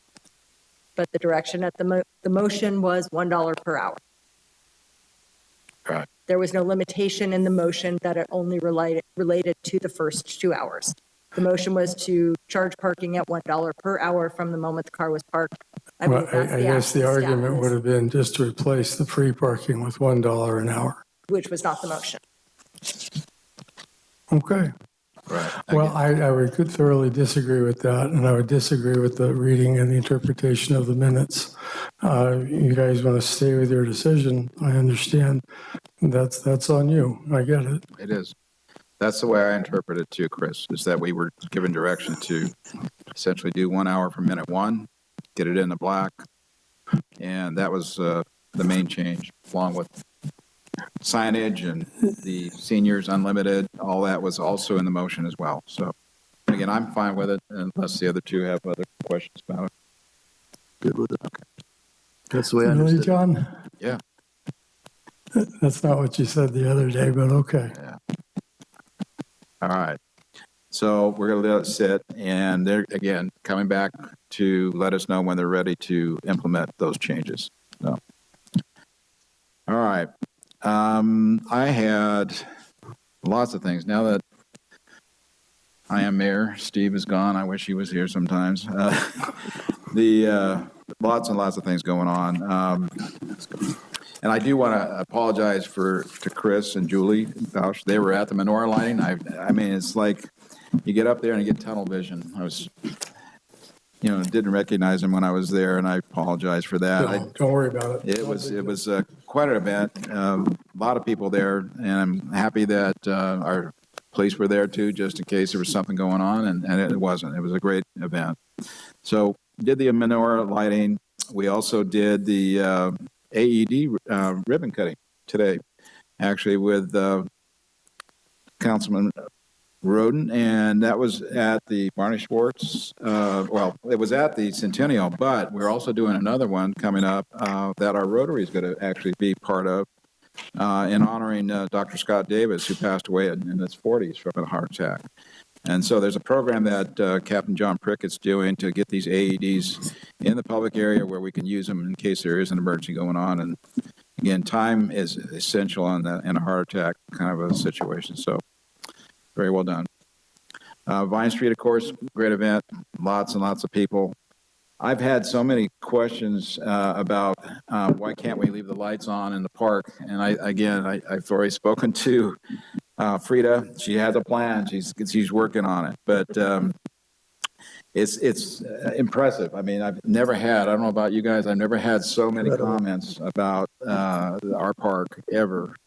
And again, you guys definitely did a great event, great home run hit, Frida, and your staff to make that happen. And again, it's just really drives home what Christmas is about. So John, one way to look at it, as beautiful as Paso Robles is in the daytime, now it's as beautiful at nighttime. At night too. And it's like Tivoli Gardens, people come all over the world, love those lights there. And I think we're in that same position. So. Well, if I may make a comment. Sure. Also, this is very historic if we do that. And the reason it's historic is if you go back in history, Edison, New Jersey was the first place to ever have outdoor lighting. The second place in the United States to ever have it was Paso Robles in our park only. Oh. And we used the granary. They converted the grain grinder into a turbine at night and ran the wires just from the granary up to the park and lit the park at night. Wow, that's and amazing. Everybody was amazed. All right. Moving on, then we'll go over upcoming events. Basically, through the holidays here, of course, we're going to have city facilities closed December 25th and, of course, January 1st, New Year's. Then we also have Paso Robles Senior Citizens Advisory Committee meeting January 8th. Paso Robles Development Review Committee, January 8th as well. Paso Robles Park Recreation Advisory Committee regular meeting on January 8th as well. That's, I think, a Monday, obviously. Paso Robles Plan Commission meeting on the 9th, Tuesday, the following day. Paso Robles Youth Commission Advisory Committee meeting January 10th. Library Board of Trustees on the 11th of January. Then back on the Paso Robles Development Review Committee on January 15th. And then our next meeting here is going to be January 16th. So we're going to, a couple weeks there, we're going to be off. And at this point, again, I did mention again that all the things that I've been doing lately since Steve's been gone. And I this time of the year, I think, it's important that we remember Jennifer Martin, and it's going to be her first Christmas without Steve. So we need to reach out to her and help the family as much as we can and remember them. So on behalf of the City Council, I would like to express our sincere gratitude for the support we received from our citizens and our city staff this past year, 2023. And I want to thank also your friendship, which really means a lot to us. And again, it's making Paso Robles better, and it's an added blessing to us to have support from you. We wish everyone together with your families a blessed Christmas and a prosperous, happy New Year. And we look forward to being of service to you and the fellow Roblins in 2024. So with that, I'd make a motion to adjourn. So moved. Motion by Gregory, second by Strong. All in favor? Aye. So moved. We're adjourned.